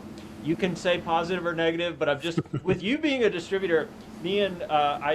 My family has always worked in sales and had small business, and I know anytime you're in this, what I think, even though some people don't consider it a service industry, I still think you're doing that, and I'm very. Some of the people every so often, every so often you'll see me lose my temper. Doesn't happen often, but every once in a while, somebody just. People could be as something. Especially with the other business as well. I deal with customers all the time, and sometimes you have irate customers. Sometimes you have customers who are just terrible to deal with. They're just terrible people. But they're still customers. They're still paying for your product, and they deserve some respect. But you can't cross the line. And I was probably a lot more lenient early on, but I won't put up with abuse now. So I try to be nice. But sometimes sometimes I'm a little snarky. I can be snarky, just try to be fun and snarky, that type of thing. And some people just have no sense of humor. That's another part of the problem. Amen. But I've had great. Some of the good stories would be like giving kids extra miniatures when or a free miniature or free miniatures at a convention as an example. And I always tell them, I say, you got to bring this back. If I'm going to give this to you, you got to come back to the next convention and bring it back painted. I want to say 50% of the time they come back and they show me. That's still pretty good. Which I think is pretty good. Yeah. The messed up thing about this now is every place in the Brigade Games order, you're going to have the comment where you can write in the mail order. If anybody listens to this, they're going to be like, I'm a 12-year-old boy in Minnesota. I do get from time to time, I get people, I typically tell them no, but I typically get people saying, well, no, I'm going to be at this bolt action tournament and I'd like you to support my bolt action tournament. And I go, I don't sell bolt action. All right. So if you're going to play my rules that I sell and, or play with my figures, then I might consider supporting you, but don't ask me to do it for somebody else's rules. Whoever does the No More's tournament, the first No More's TO, you can get your start right here with Lon. So, most people who, one of the things we did with No More's as an aside, was we basically said, listen, you don't have to register for the game. If you have an admission to the convention and you bring a painted unit back, you could just walk up to any of the No More's games we play at the conventions and get in the game. That's awesome. And that was causing people going up to like Hobby U, painting their unit and coming back down which was great. So in between turns. So yeah, we inadvertently caused a whole bunch of people to actually paint stuff they bought, which is, I guess, very That's a win. So Yes, it's a win. So you mentioned what you do to help encourage kids, and so I'm lucky. I'm saying I'm lucky. I've got two boys, and one of them, we're doing a bolt action escalation league locally, just trying to build a community. And my youngest is my oldest is painting up his army. He's 11. He's been painting up stuff, and my 8-year-old's been kind of getting into it over the years a little bit, not quite to the level yet. I kind of feel like when they get around 10 is when they really start to get into it. But you've had 4 boys, and it sounds like all of them have kind of come up in the hobby over the years. They did, and none of them actually war game at this point. No. One has a young boy, young baby. They're all married at this point. One just bought a house, so I'm hoping at some point that they'll get back into it. They always enjoyed it growing up. So they saw Dad deal with these jerks online. Sorry, people know. Man, Dad just kicked the laptop across the house. Somebody sent him a stupid email. Well, we've seen a lot of the guests we talk to, in their word gaming journey. There's always that into high school, into just post college and early, family life period that they usually drop out and then they kind of come back to. So maybe just got to wait on that. But as far as, encouraging young players and bring them into the hobby, do you have any lessons you can share with us? Any tips, advice? Especially since, community building is something Kentucky and I like to focus so much on. Yeah, one of the things that, when we did No More's, that was one of the big things, was to try to get the parents and the kid playing together, and then painting together. And from my side, it was always, part of that was giving away free figures for players that did play in the game. We did that for 15 years. Now we're giving discounts for buying units and stuff like that to try to push more people into buying units and actually getting involved in playing. I have one guy who basically built an entire unit with free figures. over the course of like 3 years. He would register for like every No More's game and then came in. But it was an adult. I'm like, you could have afforded to buy, spend $40 on a unit, Oh, yeah, I was always getting them free, But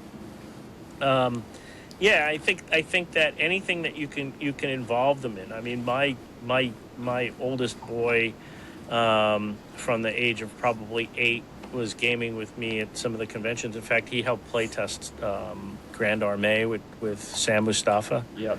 And the story I had with that was basically is that don't feel bad about bringing your kid to a more complicated game, because they're not going to go and learn the stuff on their own. You have to help them and stuff.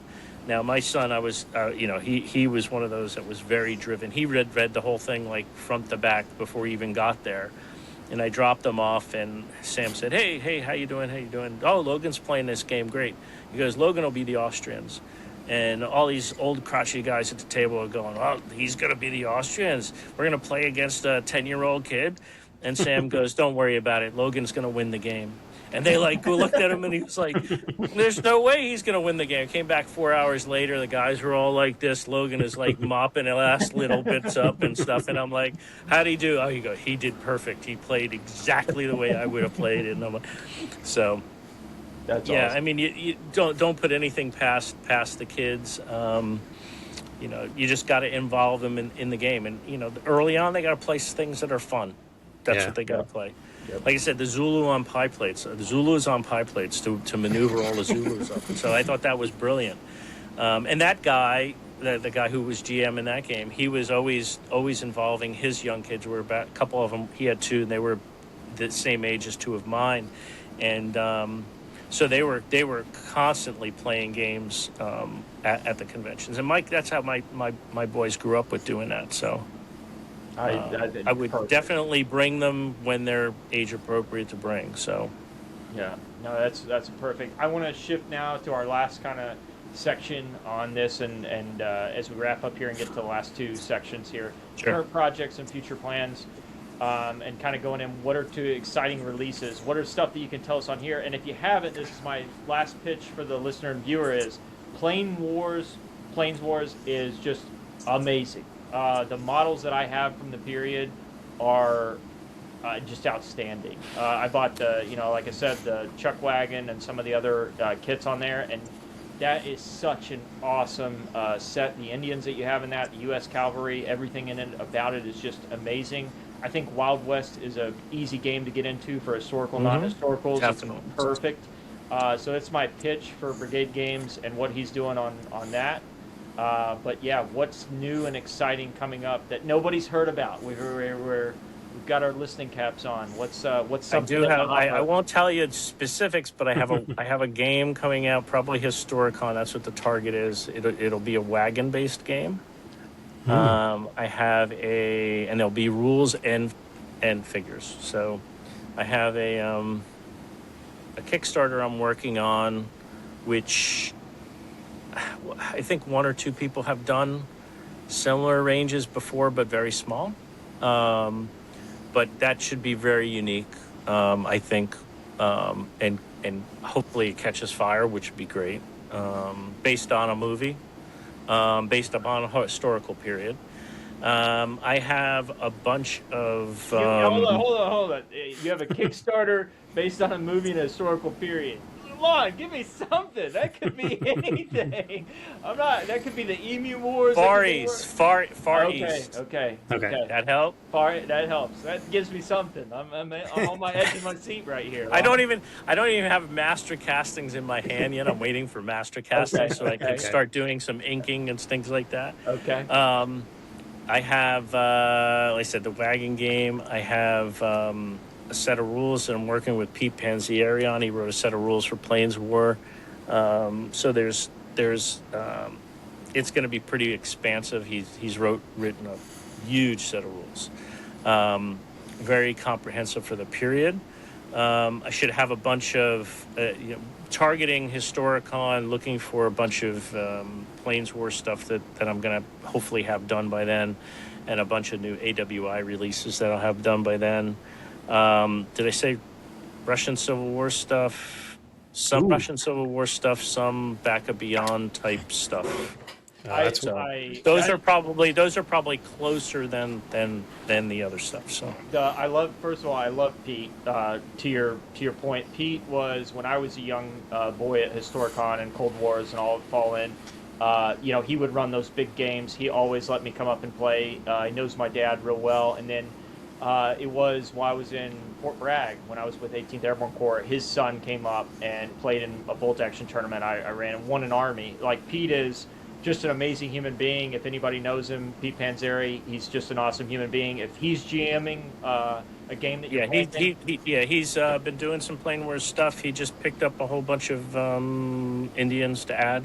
Little big so for his historic, definitely coming. He was doing some of it at Cold Wars. He did some smaller games, but all in prep basically. Pete as a GM with your figures, I don't think there could be a better game. That's going to be awesome. So that's I really look forward to your ranges. Any follow-ups on that, Wyndehurst, before I kick that next question to you? I'm really excited about the Russian Civil War. So some of your World War I, Russian Civil War stuff and was some of the first historicals I got ever.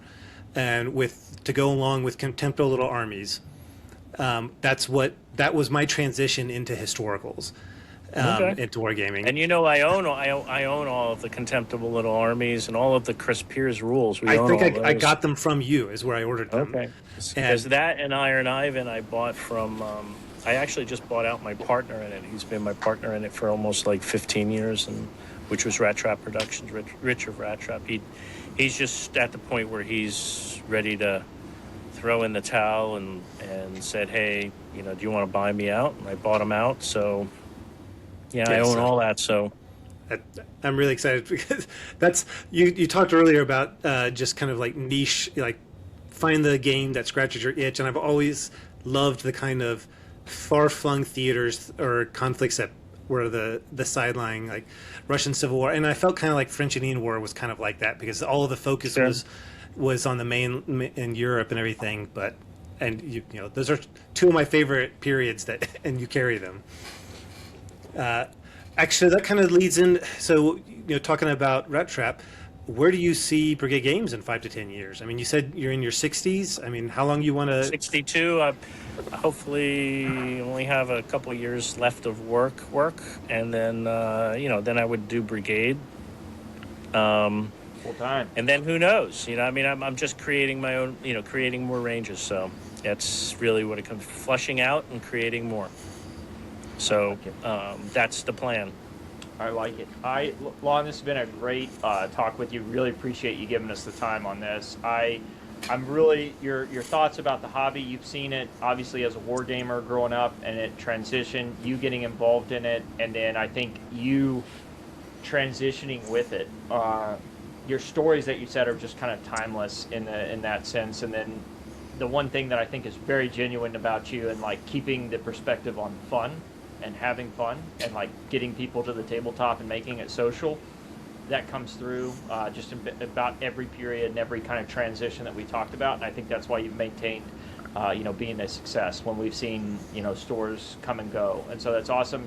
Our listener viewer, please look at Brigade Games. I swear to God, you're probably going to order a Donald Trump with an AK-47 or a Hillary with an Uzi or whatever she's got. Before I love looking at his miniature ranges; they're just so cool.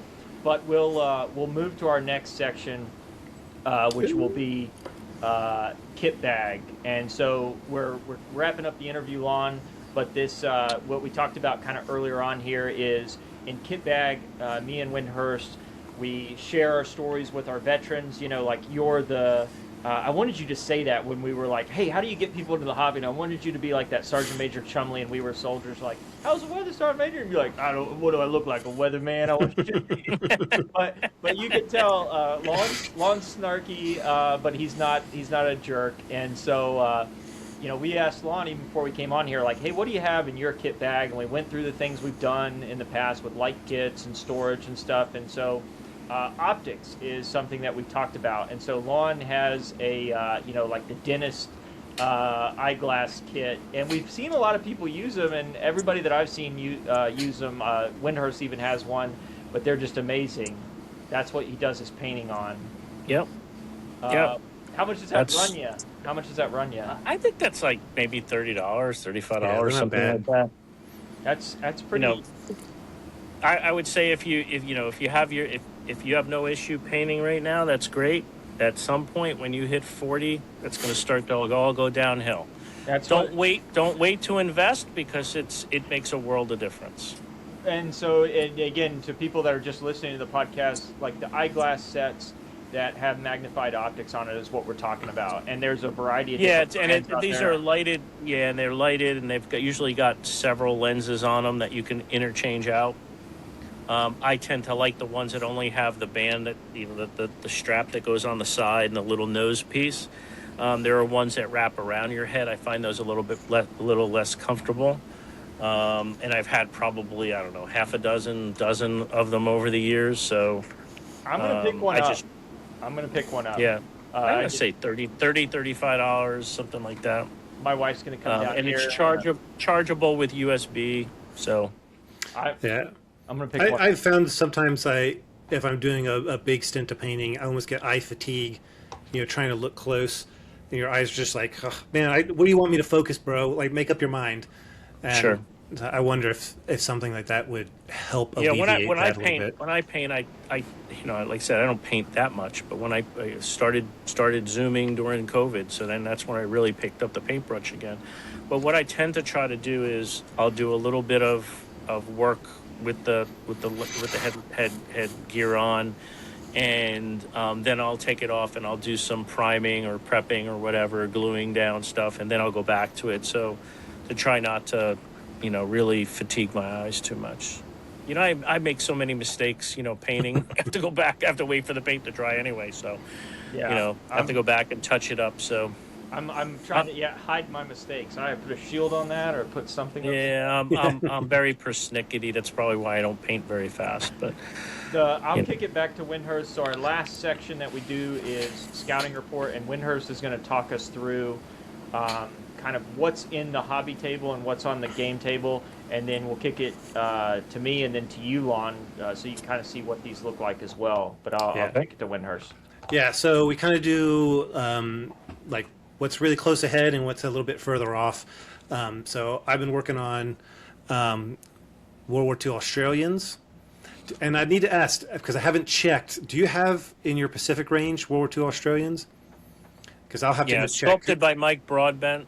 A whole bunch of them, Yeah, because there didn't seem to be a lot out there, so finding good sources for those would be nice. Because right now I've been lucky; pretty much all mine are metals, and I'm really excited to be having a big chunk of metal on the table. So you need those, but wouldn't it be great if you had a good incentive that like the prices increase soon, maybe in like 2 hours? So when you see the PayPal order come over, I was actually amazed at the response to that for the last 2 days. Was crazy. It's been crazy. Yeah, good. But so that, and then I've been working on some Mediterranean style buildings, 3D printed buildings that I've been painting up, and then on the big Syracuse project that it's kind of merged now into a joint project Kentuckian and I are doing for the Roman siege of ancient Syracuse, and I've got a convention coming up. So unfortunately, out here in South Dakota, we're kind of in between where all the big wargaming conventions are. So there's a card game convention that's just starting next weekend. And they said, yeah, you can come set up a table and run some demos of games. And so I'm going to try and just, promote the hobby amongst other hobbyists. And just there's a group of us, about 20 people around here who dabble or play historicals that we're trying to just build up a community. So I'm going to try and go wherever I can. And, I got to make my players somehow. I'm not having any more kids. So. Sure. Yeah, so that's the near and kind of a little bit further off for me. Near in Virginia here, we got our league again. Leagues really help grow the player community, especially when we use a very popular rule set like bolt action. So we've done some gaming at each other's houses now. Everything's kind of moving smoothly. As far as hobby table, I'm an idiot. I just said this the other day on my post. I'm king of the idiots. I had 3. I normally stick to one project and try to just stay disciplined on it. And so it was 3 projects it grew into. It was Early War Fallschirmjäger. I've got 150 models. I've got about 50 painted. Caesarian Romans, got about 300 models. Got about 290 painted of those. So I'm so close on those. And the Pyrrhic Army, which is like 300 models that I am batch painting because I'm a psychopath. 128 phalangites, batch painting that. I'm taking bets until how long he burns out. So Yeah. look for the post on 30 minutes. You guys will. I'll post something tonight on my progress on that. Talking to Lon and like us getting this interview set up, I go back and look through my French and Indian ranges, and I'm like, oh, I'm missing some stuff here. And the next thing I know, my Brigade Games cart's full, and I'm like, if I just order a few more bags, I can get good shipping or something. And so Lon got me there, and then the frickin' AWI Epic with the 250th birthday. I was like, what's a way I can knock out that fast? And so I thought Epic, but I'll think of Lon here in a few months when I'm painting 100 of those guys. So I'm a complete moron. I go back to the George Costanza, and Jerry, I'm king of the idiots. I had this nice girl lined up, and gonna have guiltless love and all this stuff. So I am officially Fightin Kentuckian king of the idiots. That's my hobby table, my project. Way too much. None of it will ever get done. And I'll kick it to you, Lon. What's in the gaming table soon, or the hobby table? I've got, let's see, I don't have enough to. I had them at the convention, but I don't have enough still to sell. So gotta wait for stock to come in. But I have enough to. I have some to ink up and stuff. So I have 1812 U.S. Marines. I have. Nice. Let me see. I have 1812 / Waterloo. They're basically British infantry in Belgic shakos, but they're in gray coats and oilskin covers. Oh, sick. So great for 1812. One of the most requested customer, additions requested by customers for 1812. Wow. So. What, and are you going to get any games soon? Are you going to... next game... Well, I gamed at... I really don't game very much except at conventions, but I gamed at Cold Wars. Played in a game there. I am going to a friend's house in May, early May. We started it during COVID, actually. And there'll be about 15 of us, and we'll get together and game for like 3 days and drink beer and eat good food and hang out. Love it. And he has a giant game room, and usually there's like 2 or 3 games simultaneously, and a couple of guys, game master, and we try to, it's always typically, there's a Western game, maybe a space game, a historical game or 1 or 2, and then we rotate and stuff, so we all get to play each of the games. So that's great. Awesome. Yeah, it's a good time, and then the next time will be Historicon. Well, before I kick it back to Wyndehurst, I just have to say, Lon, again, thanks so much for being with us.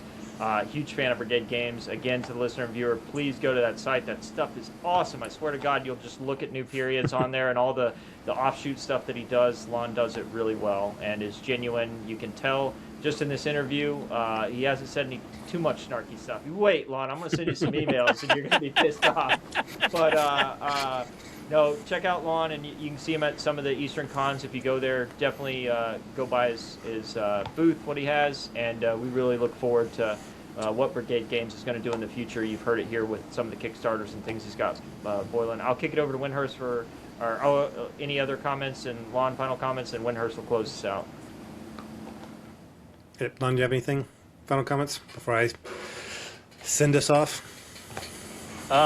Well, if when I get to the point where I have the Kickstarter ready, I'll send you guys information ahead of time. Please Some do. pictures and do. stuff. Yeah, it's been a real pleasure, Lon, having you on. Like I said earlier, getting stuff from Brigade Games was honestly like the first source of historical models I really had access to.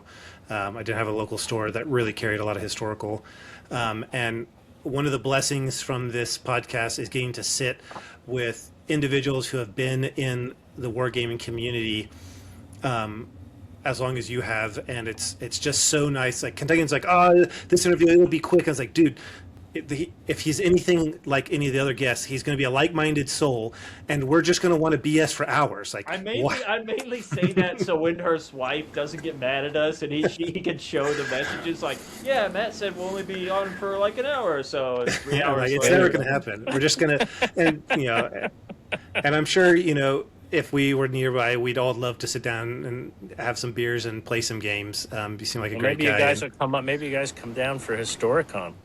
Try. Yeah, I've not been as lucky as Kentuckian. I've only ever been to one, just because I got into my historical kind of a little bit later. I wasn't, and I didn't know it was a thing until I was already in the military, and so now, of course, I'm halfway around the country, and then just was on the other side of the world. Sure.